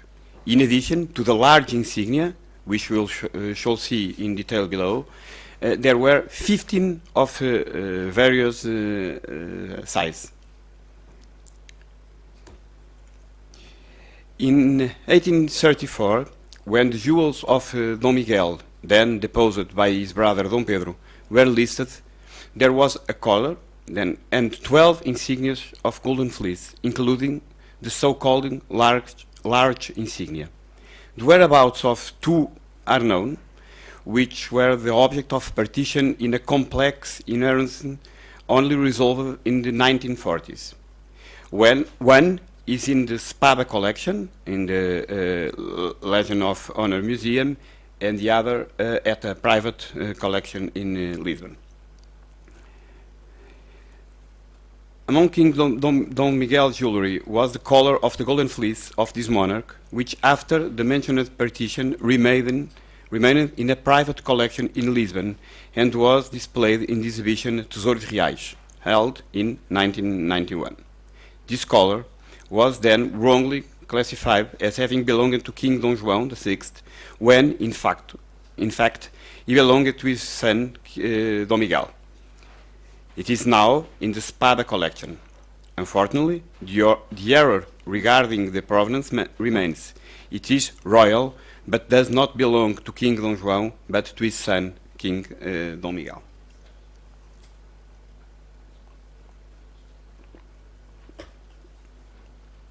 The so-called large insignia is on display at the new Royal Treasure Museum, and this is one of the most emblematic pieces on show there. An important piece of jewelry, the insignia, was commissioned by Prince Regent Dom João, future King Dom João VI, around 1800, and was made by a crown jeweler, as yet undetermined. This golden fleece is 27 centimeters high and weighs 413 grams, and is made up of 1,700 brilliant cut diamonds, 190 rubies, and a large sapphire. Because of its proeminence in the collection, it has its own display case in the new museum. This insignia was inherited by King Dom Miguel, who has been proven to have worn it, and was kept in the safe box at the Bank of Portugal between 1834 and 1943, more than 100 years, when the Portuguese state bought it from the heirs of the so-called jewels of Dom Miguel. Dom Miguel had been elected a Knight of the Order by his maternal grandfather, King Carlos IV of Spain, in 1804, 3 years after his brother, Dom Pedro, who reigned in Portugal, and Pedro, as Pedro IV, and was later the first emperor of Brazil. After Dom João VI, Dom Miguel, Queen Maria II's two husbands, Auguste de Beauharnais, Duke of Luxembourg, and Dom Fernando II, born Prince of Saxe-Coburg-Gotha, were awarded with the golden fleece. Another insignia belonging to King Dom Fernando, which also on display in the new museum, was inherited by his son King Dom Luís, and later by his grandson King Dom Carlos, who demonstrably wore it. They were both Knights of Golden Fleece, like all of kings of Portugal, since Dom João VI, the two husbands of Queen Maria II, and some princes. You can see at that table. In the Ajuda Library, there is a diploma of the Golden Fleece of King Dom Luís, and in National Archive of Torre do Tombo, there are the instructions for his father, the consort King Dom Fernando, to receive him in the order. There is also, in the mentioned National Archives, the diploma of the Infante Dom Augusto, Duke of Coimbra, brother of King Dom Luís. In 1796,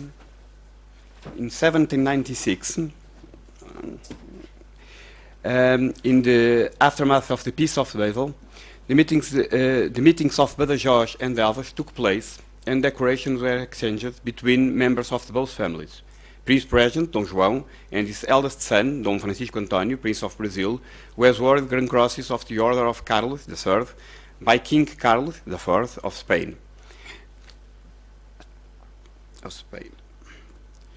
On this occasion, the Spanish king and the eldest son, Prince of Asturias, future King Fernando VII, were both awarded the banda, reband, of three Portuguese military orders, Cristo, Avis, and Santiago, and the infants, Carlos Maria Isidro and Francisco de Paula, were awarded the banda of two orders, Cristo and Avis. The miniature, which dates from the last quarter of the 18th century, is a gold, silver, diamond, enamel and glass jewel of only 4 centimeters, but of a great quality and beauty as a piece of jewelry. The S.A.R.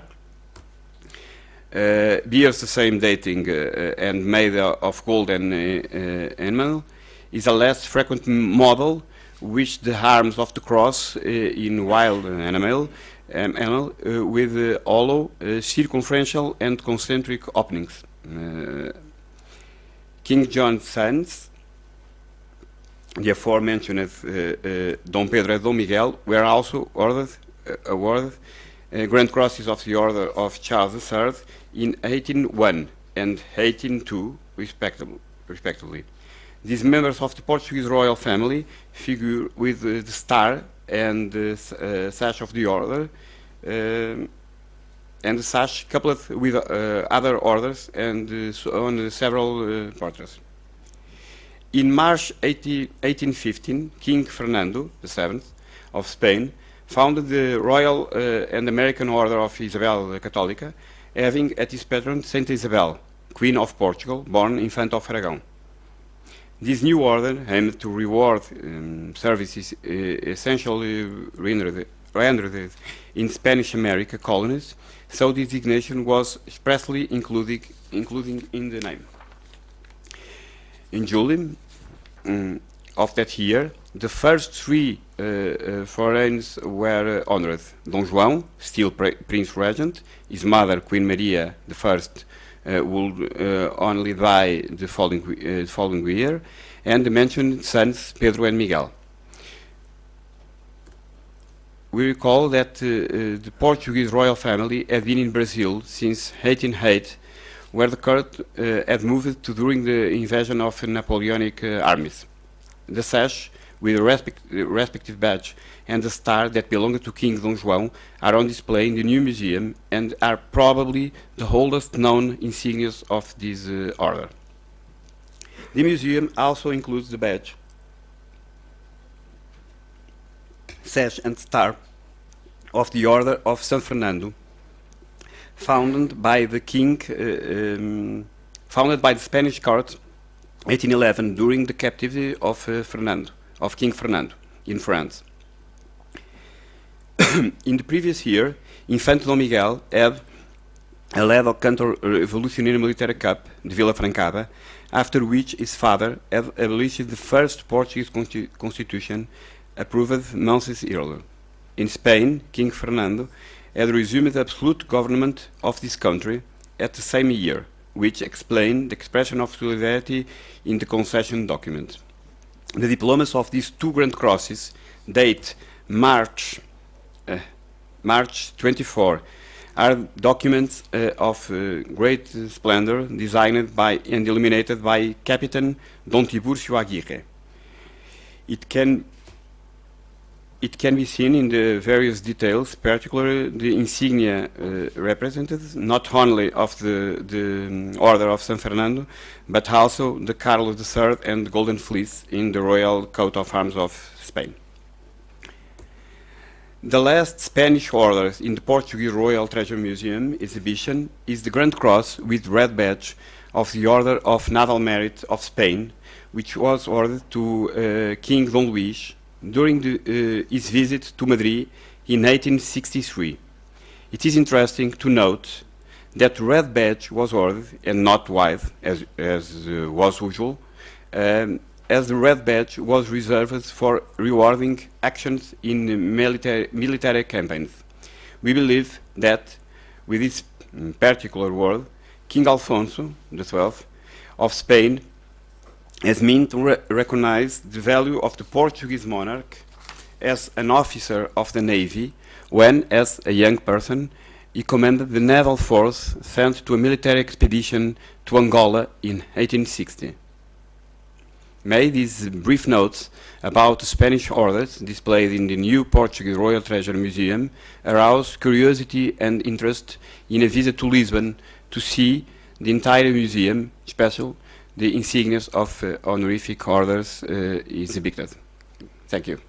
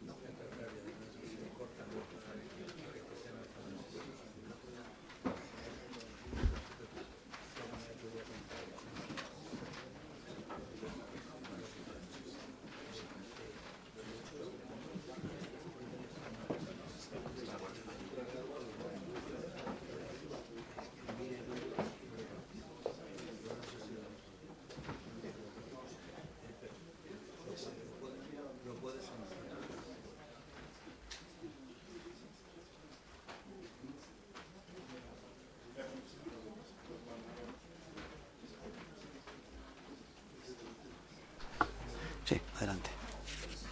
Buenas tardes. Gracias por su asistencia. Joder, que está tapado con el cable. Buenas tardes. Gracias por su asistencia y en mi nombre, bienvenidos a la ciudad de Madrid, que es mi ciudad donde yo hace un montón de años ya nací. La organización me ha adjudicado el que les tengo que hablar a ustedes del sistema premial español de entre 1838 y 1936. Con la ayuda de nuestro compañero va a ir tratando de darles lo que yo vaya diciendo en inglés. Y debo disculparme por no saber inglés, a pesar de haber ido a Gran Bretaña a aprenderlo. Pero les puedo contar que en una ocasión tuve que llamar a mi padre corriendo diciendo: papá, repatríame, inglés no aprendo y el castellano se me está olvidando. Well, he's saying that he was in the United Kingdom to learn English many years ago, when he was a child, and he didn't learn English. And when he was there, he telephoned his father in order to ask him to repatriate him to Spain because he was not learning English and he was forgetting the Spanish language. So.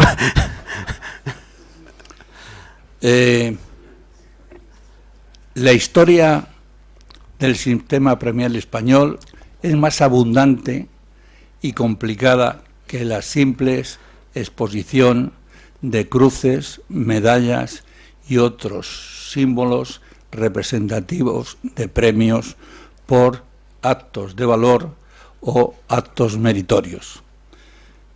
Lo ha dicho el general anteriormente, yo me voy a circunscribir al sistema premial en referencia a condecoraciones, medallas y otros símbolos premiales representados en determinados objetos.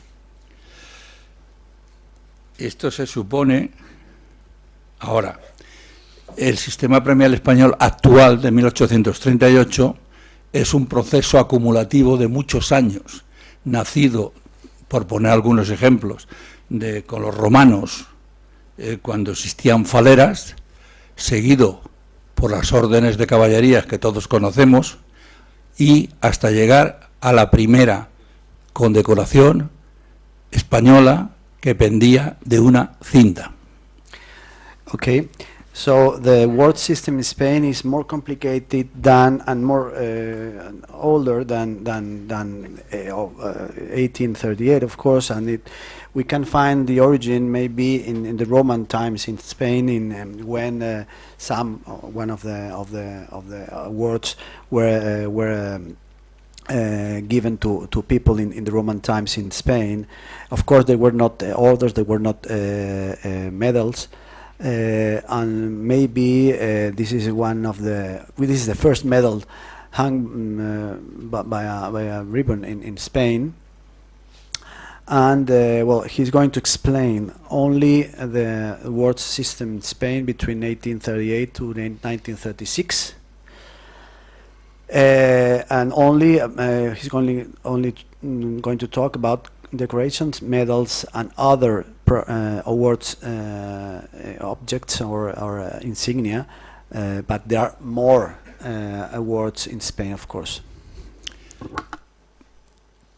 Con anterioridad existía la costumbre de entregar medallas sin asa en mano, de oro o de plata, que pesaban y valían lo que en oro o plata, o sea, pesaban, digámoslo así. ¿Qué ocurría? Que el que recibía la condecoración, la medalla, corría al cambista para fundir eso y convertirlo en vino, mujeres o plumas.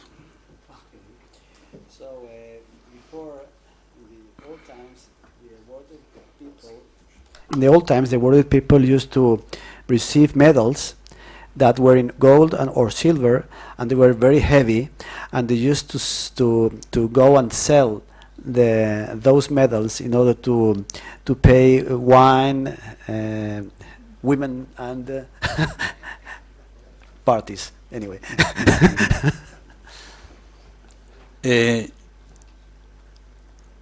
Es con motivo de la Guerra de la Independencia cuando se genera el nacimiento de lo que hoy conocemos como una condecoración en cuanto a una pieza tipo medalla o tipo cruz pendiente de una cinta o en forma de placa.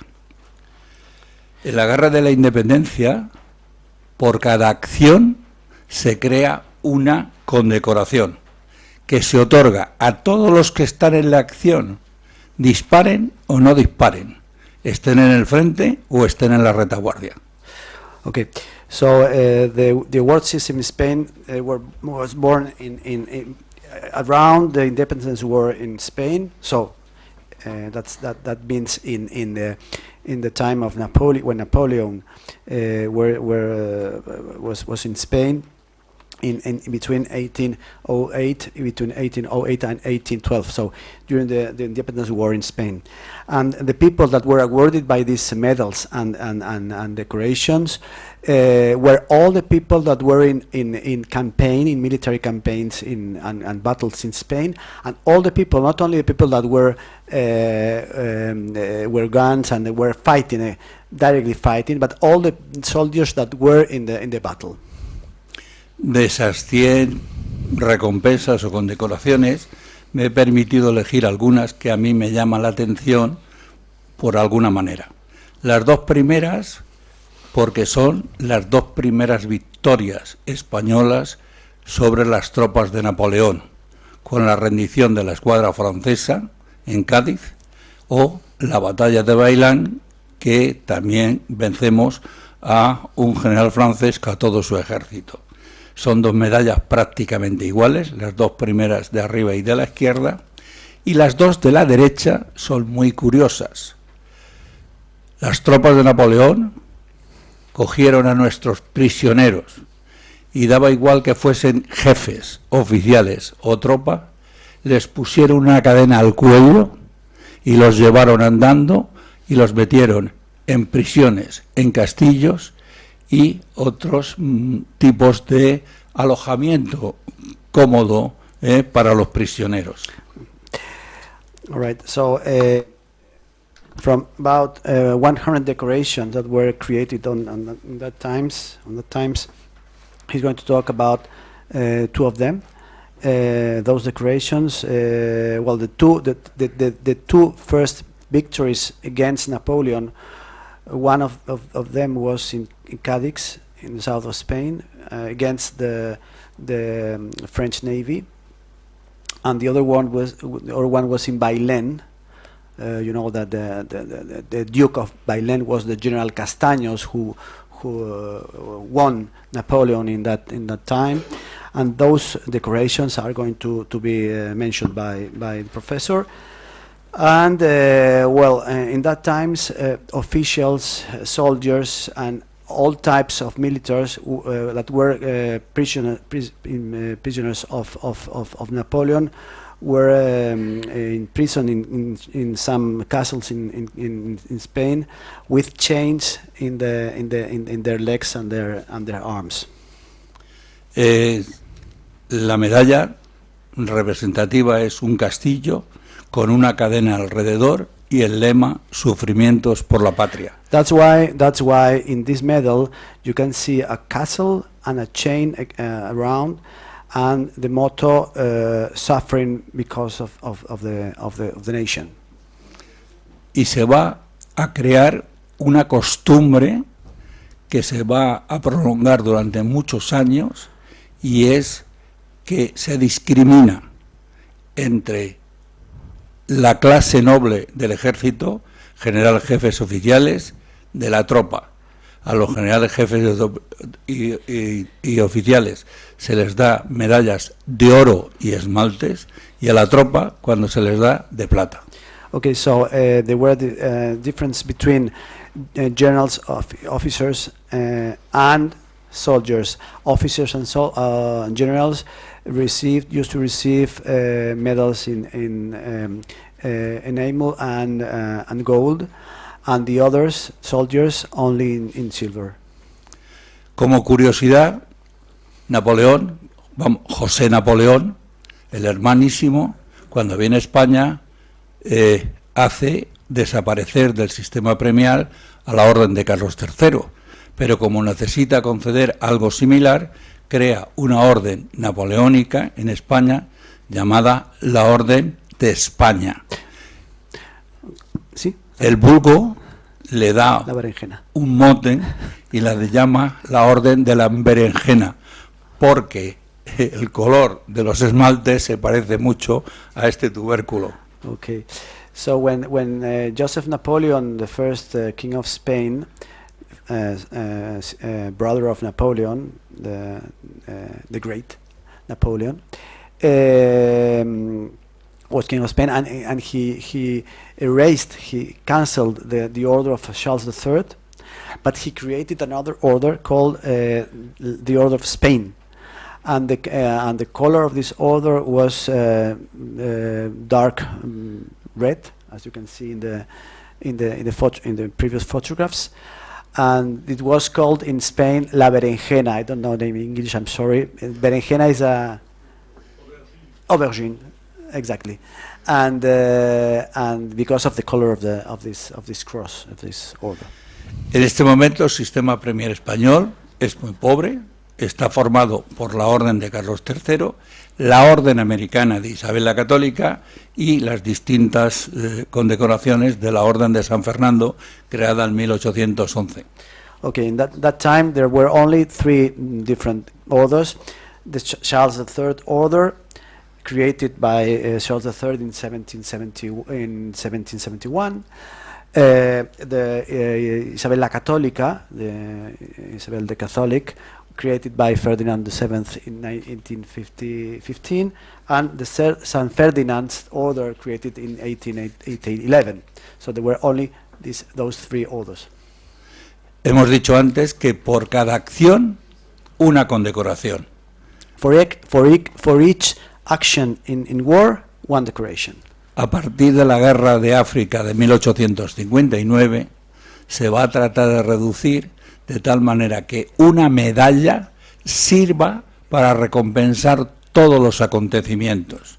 Y en esta medalla, si ustedes se fijan, independientemente del anverso, en el reverso va grabado todos y cada una de las acciones, por lo cual con una medalla representamos a todas las secciones de la campaña. Okay, so in this, the previous one, ¿el anterior? Ay, perdona. In this medal, that idea, one action, one medal changed with this medal in 1859, and at that time, one only medal was to award all the actions in one campaign. So on the back of this medal, you can read all the names of all the actions, the military actions of that campaign. Hasta este momento se trata mucho mejor al cuerpo de oficiales que a la tropa. Fernando VII, queriendo congraciarse con estos, va a crear una medalla exclusiva para ellos, que se va a llamar de María Isabel Luisa, que es el nombre, digamos, de soltera de la que luego será reina Isabel II. So Ferdinand VII created for the soldiers a special medal called the Cross of Maria Isabel Luisa, which was the name of the Queen Elizabeth II before becoming Queen of Spain. She was the daughter of Ferdinand VII. Como la tropa engloba a los suboficiales, y hemos dicho que para ellos la plata, ella, la cruz que se crea, es en categoría única de plata. Y solamente cuando con el paso del tiempo esta tropa puede ascender a oficial, se le concede que la cambie por una de oro y esmaltes. So they received the cross in silver, and when they upgrade into officers, they have the possibility to change the cross into gold and naval. En 1838 se empieza a organizar el sistema de recompensas militares. Hasta ese momento era la gracia de Su Majestad la que concedía las recompensas. Se crea un sistema de recompensas para tiempos de guerra que tiene 3 concesiones. ¿Qué año es? En 1800. 1838. In 1838, it was created the system of awards in Spain, military awards in Spain, and ¿qué más fue creado en esta época? Y perdón, en 1838 se crea y el sistema de recompensas articulado ya sabiendo, porque hasta ese momento yes, until that time there was only the king's decision to give a decoration, but from that time so far the system was a different system, a very articulated system with some rules in order to give the decorations. La primera recompensa es la concesión del grado. The first was the degree of the es una titulación honorífica sobre el empleo que el recompensado tiene, de tal manera que puede haber un capitán que pueda ser teniente coronel graduado. Okay, so the first word was the degree. So it's not a decoration, but is, for example, a captain could become a lieutenant colonel as a degree, but not as an employee. ¿No? ¿Cómo se dice? Un employment. Okay, employment. Okay, employment, captain, degree, lieutenant colonel. So it's different. La segunda recompensa, previa obtención de la primera, es obtener la cruz de la Orden de San Fernando, según el grado del empleo. Pero hay que estar en posesión de la primera necesariamente. Okay, so the second one was the Order of San Ferdinand, San Fernando, depending on the employment. So it was depending on the employment, but you must have the first of these words to receive the second one. Obtenida la segunda y antes la primera, por tercera recompensa, es el grado, el empleo, que es el bueno, es el que permite subir el sueldo y lucir los galones con efectividad. Okay. Eso hace que se fuerce a obtener la segunda recompensa, la de San Fernando, y produce ante la prodigalidad la devaluación de esta gran recompensa militar. So after the second one, you can have the third one, which means to receive the employment, which had at the same time the upgrade of earnings of this soldier, of this officer, and this was very important for the officers, and because depending on the awards, you can have more or less earnings. Eso va a dar lugar a una reforma de la Orden de San Fernando. No se cambia el texto, se cambian las insignias, de tal manera que se hacen diferentes para que cuando se ostenten algunos las viejas y otros las nuevas, se dé más mérito a las nuevas sobre las viejas, porque es más difícil conseguir en este momento la Orden de San Fernando. So it was more difficult to have the Order of San Ferdinand in this last time, So you can wear both. Podría llevar las dos cruces, ¿no? Sí. They can wear both crosses depending on when they have received the cross. Some of the crosses were received before, and some others after. And you can wear both of them. For example, in this case, you can see two different crosses of this order. Se sigue manteniendo la dualidad discriminatoria. Yes. Jefes, general jefes oficiales, esmaltes, tropa solo de plata. Okay. Y dentro de la tropa están lo que hoy entendemos por suboficiales, sargentos, brigadas, etcétera. Okay, so it was enamel and gold for officers and generals, and for soldiers, which include sergeants, for example, only in silver. En la misma medida que se van devaluando condecoraciones, España va creando nuevas condecoraciones, en ese momento de mucho prestigio. Luego, con la excesiva concesión, se va a ocurrir lo mismo, la prodigalidad las va a devaluar. Y así nace la Orden del Mérito Militar, distintivo rojo y blanco. Okay, this order was born after San Ferdinand, of course, and is the Order of Military Merit in red, and there is another one in white.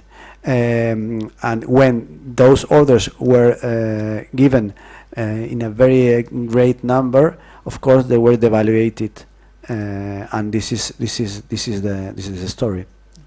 La Armada, antes hemos visto el rojo, este sería el distintivo This is blanco, the white one. en placa o en cruz, según las categorías. Los navales tienen siempre un seguidismo de lo que hace previamente tierra y crea la Orden del Mérito Naval, pero la crea a su aire y la crea con un solo distintivo, el blanco, y sirve para todo, para recompensas en paz y en guerra. The naval merit, Navy merit, was only created in one degree, in white, and were disclosed or were given to every soldier in every case. La primera de la izquierda de la imagen que tiene ustedes, con el ancla de bronce o de oro, dorada, es la que sirve en este momento para tiempos de paz y tiempos de guerra. The white one on the left is for wartime and peace times. Esta medalla es la primera que se da en la batalla que tiene lugar en América, donde se dice aquella famosa frase de más vale honra sin barcos que barcos sin honra. Entonces se les da, por méritos de guerra, a todo el mundo que participa y hace méritos, esta medalla. Okay, this is the first medal on the left, on the white and left, given to the soldiers of the Navy, of course, for all the campaign in the first campaign that was used in the 19th century there. Unos años después, ya en 1872, la Marina se da cuenta del error cometido y crea los dos distintivos, el blanco y el rojo, como tienen ustedes ahí, en sus distintas categorías. And after that, they were created the white and red version of the order for peacetime and for wartime. Sigue manteniendo la dualidad entre los jefes oficiales, por un lado, y la tropa les sigue dando la plata, con las cruces de plata del mérito militar o del mérito naval. And there were also the silver medals or silver crosses for soldiers, not for officers. La cinta de las del mérito naval llevan el pabellón de popa de la Armada Española, que, como ustedes saben, antes de que sea bandera nacional en 1843, en 1798, Carlos III elige como pabellón de popa la bandera bicolor, porque en ese momento todas las armadas del Mediterráneo prácticamente llevan bandera blanca, y en la distancia no se sabe de qué país o reino pertenecen. Okay, the ribbon of the military, the naval order of merit is the colors are the same colors of the flag of the ships of the ships of the army, of the Navy, the Spanish Navy. because in this flag was created in the times of Charles III, because all the flags in that time were white flags in all the country, on many countries, and were very difficult to distinguish the colors in the sea. So this is why Charles III created this flag in red and yellow, because it was very easy to see from very far from the ship, and this is why they choose these colors for the Navy Merit Order. El siguiente paso que damos, innovador, es la creación de los llamados pasadores. Es sobreponer a la cinta unas barras que nos va a dar distintos mensajes, bien del año de concesión, bien de la reiteración en la concesión de una cierta medalla, o del lugar donde ha ocurrido la acción para que se la concedan. La primera de ellas es la medalla de la Guerra de Cuba de 1868. So they created after that in 1868 these pasadores, I don't know the name in English, those bars in silver with the names of the battles, with the year of the when the order was given, or when you have been upgraded in the order. Las primeras que hemos visto decía el año de concesión, y por cada año que estaba se adicionaba una barra. La siguiente tiene lugar durante la Tercera Guerra Carlista y las guerras civiles con Alfonso XII. Entonces, los pasadores ya lo que reflejan simplemente es el nombre del lugar de la acción. Podía ocurrir que distintos combatientes llevasen distintos pasadores porque habían estado en distintos combates, acciones o teatros de operaciones. In the Carlist Wars, we had 3 different Carlist wars in Spain, and the third one they had these pasadores with the place where the battle was held and so different soldiers could have different names in the medals. Generalmente, salvo la Orden de San Fernando, las medallas eran honoríficas, y nos vamos a inventar, por necesidades del combate y tratando de motivar al combatiente, es el que sean pensionadas, y se conceden honoríficas o pensionadas, y nos inventamos el disponer sobre los brazos de la cruz estas barras blancas o rojas, según el color distinto al distintivo, que indican que el que la obtiene es una cruz pensionada. Okay, they invented this different or this other characteristic, very special, and when the soldiers had a pension, so a special earning because of the battle they have participated on, they had this like this bar on the arms of the cross, depending on the color of the cross, white or red. And this means that the soldier has had a special earning because of being participating in this battle. Aquí los pasadores que antes hemos comentado implican repetición en la consecución de la recompensa, de tal manera que uno no lleve 7 medallas iguales, sino que lleva una medalla con 7 barras de repetición. So those bars on the ribbon mean different concessions of the same pension, but in order not to have or not to wear 3 or 4 or 5 different or the same cross, but only those bars. Seguimos creando medallas, condecoraciones, en la medida que se devalúan las que teníamos antes, para satisfacer lo que la Orden del Mérito Militar y el Mérito Naval va perdiendo por la prodigalidad. Creamos la Orden Naval y Militar de María Cristina. When the naval and military merit orders were devaluated, they created another order for navy and military merits.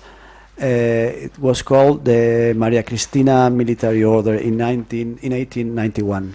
y seguimos manteniendo la dualidad, la plata y sin esmaltes para la tropa y los esmaltes con piezas más ricas para jefes y oficiales. The same enamel and silver, enamel and gold and silver, depending on the officers or soldiers. Las campañas de Cuba de 1898, cuando los perdemos, y Puerto Rico, y la medalla de Filipinas también en 1898, van a llevar también pasadores de repetición. Y la de Filipinas va a llevar distintos pasadores que va a marcar la isla, el teatro de operaciones en donde se está. Hay una cosa muy curiosa, y es, hay gente que está en islas donde no se hace pasador, y él se inventa su pasador. Caso de los que están en las Islas Carolinas. Okay, so in the campaigns of the Philippines and of Cuba, when Spain have lost those islands, they have also those pasadores on those bars on the ribbon, but when depending on the place where the battle was held, but when the place of the island had not the bar, the soldier used to invent the name of the bar and used to put the name of the bar, for example, in the Caroline Islands. Ahora va a venir una serie de medallas, todas ocurridas en Marruecos, en el norte, donde España tiene el protectorado. La campaña de Melilla de 1909, que se va a traducir en una segunda medalla con la leyenda África o Marruecos, y da lugar todo eso a que sigan viendo plata para jefes oficiales y bronce para la tropa. So in Morocco they created also these medals. The same with the bars, and depending on the place, and also for the campaign in 1916. España va a seguir poniendo los pasadores con la lugar de la acción, y nos inventamos otro elemento importante, son las aspas de herido. Esa aspa roja implica que en esta campaña el número de heridas que he recibido, no llevo ninguno, no he sido herido. Llevo una cruz, he sido una vez, pero yo tengo piezas que tienen 7 y 8 heridas. Okay, so they invented. Pues por el anterior así lo ven mejor. You can see on the ribbon on the green ribbon on the left an X like this, and this means that he was injured during the campaign. And depending on the number of X is the number of injuries they have received during the campaign, and he has in his collection some ribbons with 7 X. Acelero un poquito. En 1920 hay que hacer una reforma del Orden de San Fernando y se va a cambiar el distintivo. Se va a crear lo que todos conocemos, que es la cruz de 4 espadas, laureada, eso. Aquí una anécdota, se crea en Gran Cruz y en el grado de caballero. Don Francisco Franco aspiró a tener la cruz. Se le propuso 2 veces y no se le concedió.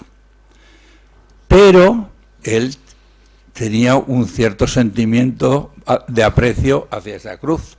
Si ustedes se fijan, cuando él era jefe de Estado, que tenía que llevar la de la izquierda, que es la Gran Cruz, que le corresponde al general en jefe, y que le impusieron en el Paseo de la Castellana, él llevaba la de la derecha.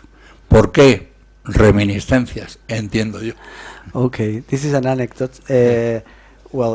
This is. Pon la anterior, que así lo ven mejor. On the left, you can see the Grand Cross of St. Ferdinand. And on the right you can see the cross of St. Ferdinand with laurel, no? Laureada. Laurel. But Francisco Franco, the former chief of state in Spain, he wanted to receive the cross with laurel, but he was proposed 2 times for receiving this cross, but he didn't. But when he became chief of state, he should use, he should wear the Grand Cross that you can see on the left, but he only used the right one, the cross on the right, because you can see that cross on the portraits, on the photographs of Franco in his time.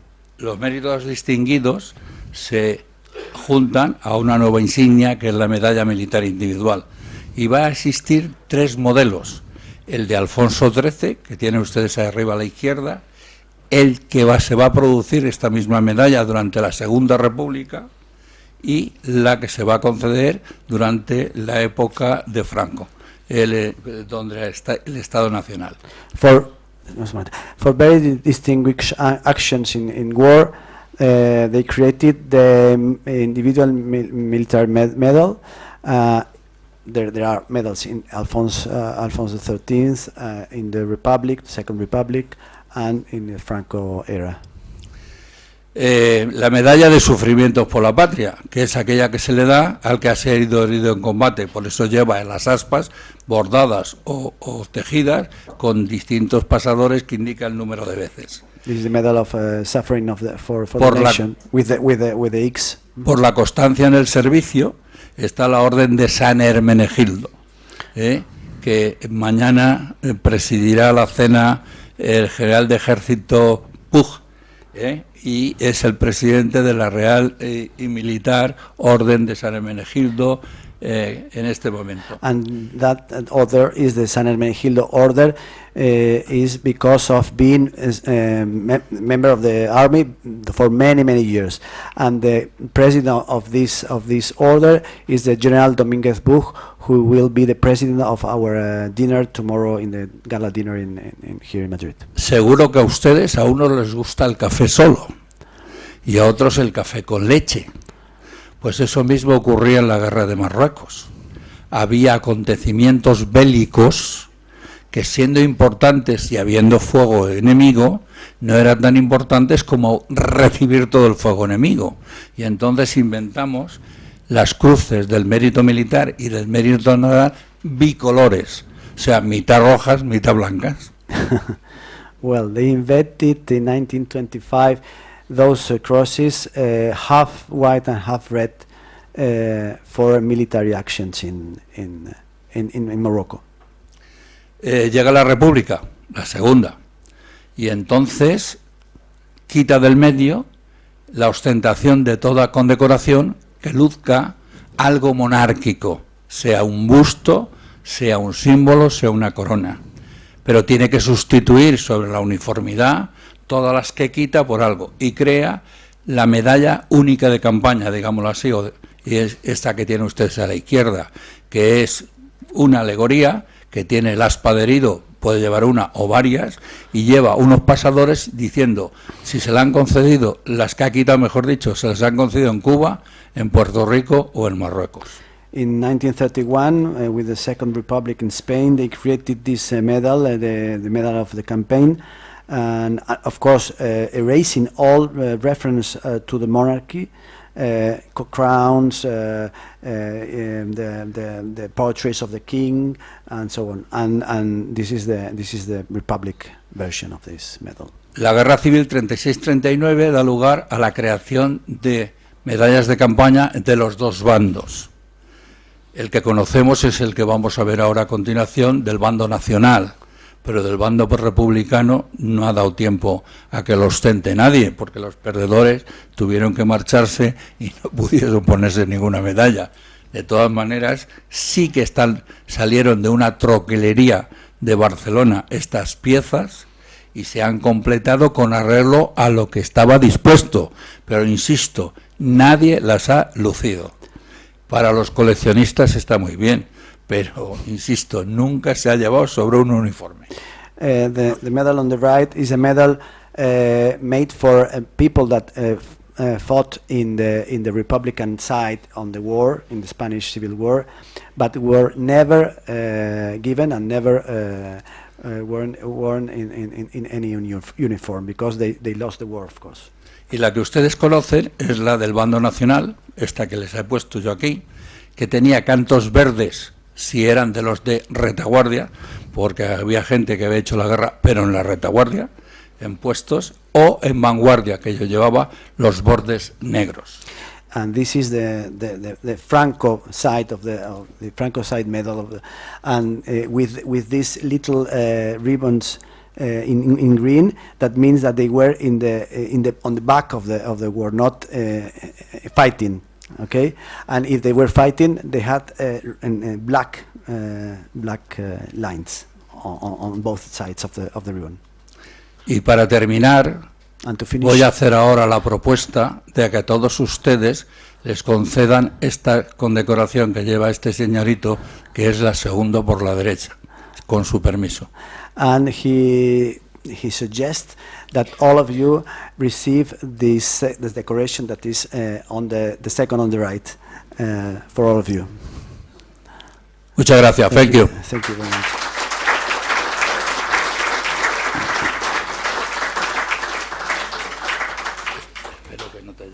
No. Any question? No hay cuestión. Okay. One question here. One short question, if I can. I'm interested in this cruces pensionadas. And can you tell us what criteria were used for such type of the cross? ¿Qué criterios seguían para otorgar las cruces pensionadas? Thank you. La importancia de la acción.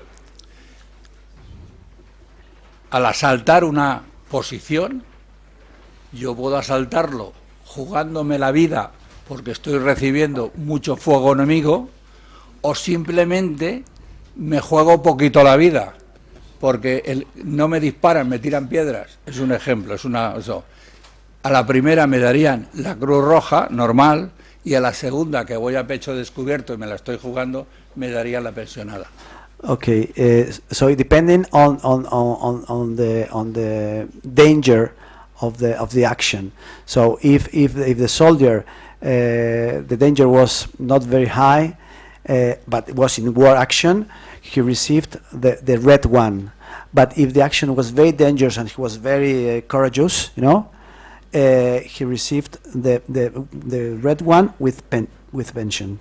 A veces se daba simplemente por estar X meses en el frente, habiendo hecho combate o no, se decía por cada 6 meses una Okay. Cruz Roja. Another reason was for being many times in the front fighting or not fighting, but many months, 6 months, for example. Honorífica. Honorific one, yes. They were used with the cruces con distintivos blancos as well.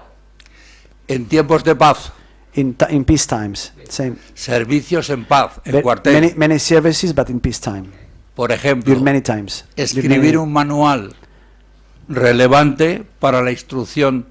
Okay. Por ejemplo. For example, writing a manual for instruction of the soldiers, it's a merit, and that person received the pension one. Inventar un tipo de explosivo de espoleta.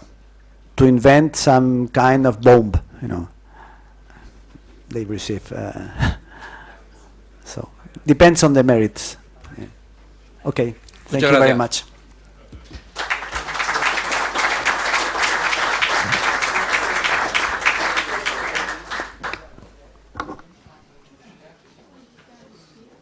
Gentlemen, may I ask a question?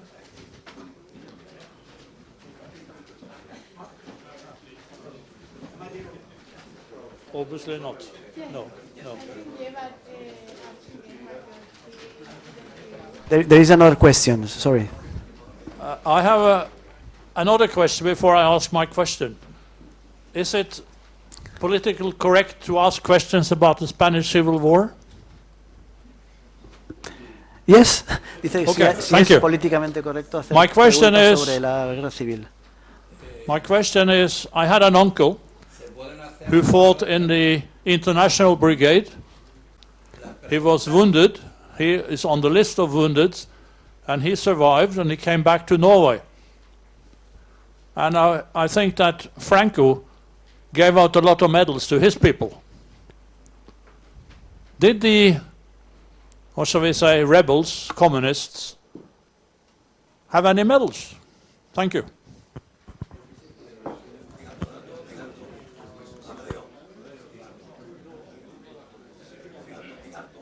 Dice que un pariente suyo estaba en el lado republicano y que volvió a su país, y dice que si los republicanos recibían así igualmente algunas medallas por estas acciones, aunque fueran acciones del bando perdedor.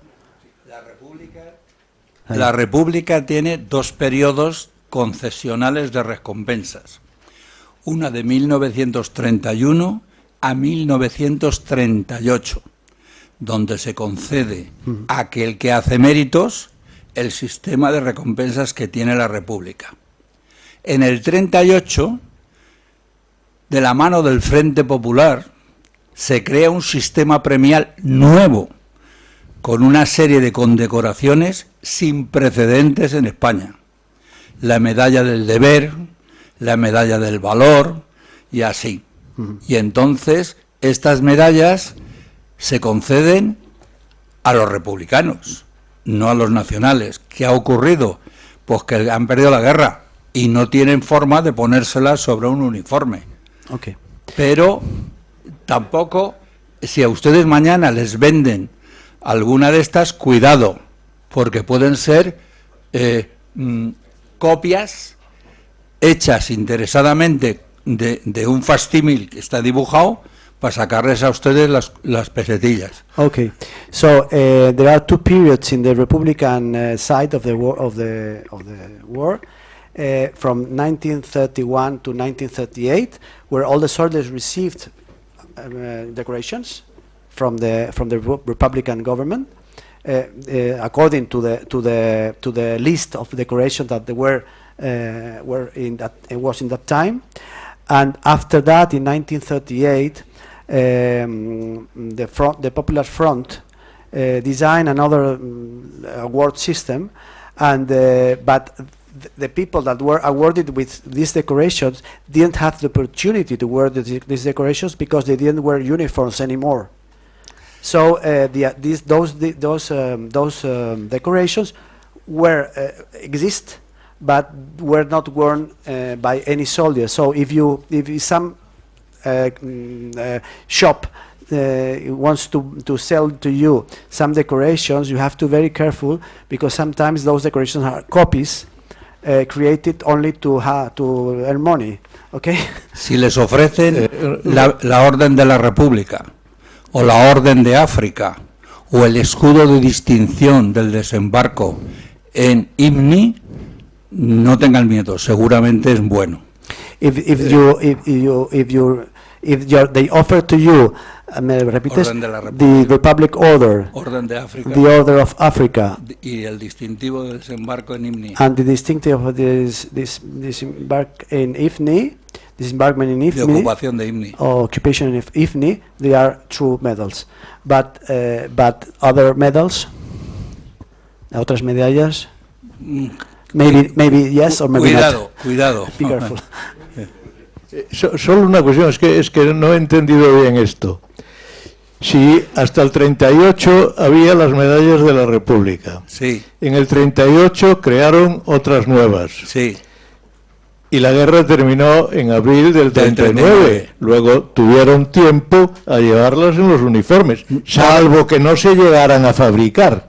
Es que los cientos de fotos que hemos visto, tenemos aquí otro compañero que es un estudioso de este tema, que es Antonio Barrios, que ha sido nombrado aquí Barrios, sí, por el general anteriormente. Los cientos de fotos que hemos visto, el único distintivo que se reconoce sobre los uniformes es el de comisario. Todos los demás no aparece por ningún lado, ni siquiera los pasadores de diario. Por lo tanto, debemos pensar, y además no hemos encontrado las medallas. Lo que hemos encontrado son algunos papeles donde se le comunica a un individuo que le da la medalla del deber, pero no sabemos más. Presunción que no se fabricaron. Okay. Hemos encontrado en el cierre de una troquelería, concretamente de la Casa Castel de Barcelona, las de la Segunda Guerra de la Independencia, que he puesto, la de Sufrimientos por la Patria y la medalla que se concede a las brigadas internacionales. pero hemos encontrado los troqueles, la troquelería, o sea, las empaciones, que ha habido que recortarlas porque estaban sin recortar. Okay. So the question of the Dr. Pardo de Vera is that why, if the war finished in April 1939, from 1938 to 1939, no one won the medals, the Republican medals, and he answered that those medals probably will never be made, never, only on the paper, but never, because they have reviewed thousands of photographs, and in no photographs they found any medal of the Republican system of awards worn by any Republican soldier. Antes de comprar, preguntar. We have to leave because they are expecting us to visit the town hall. Thank you very much.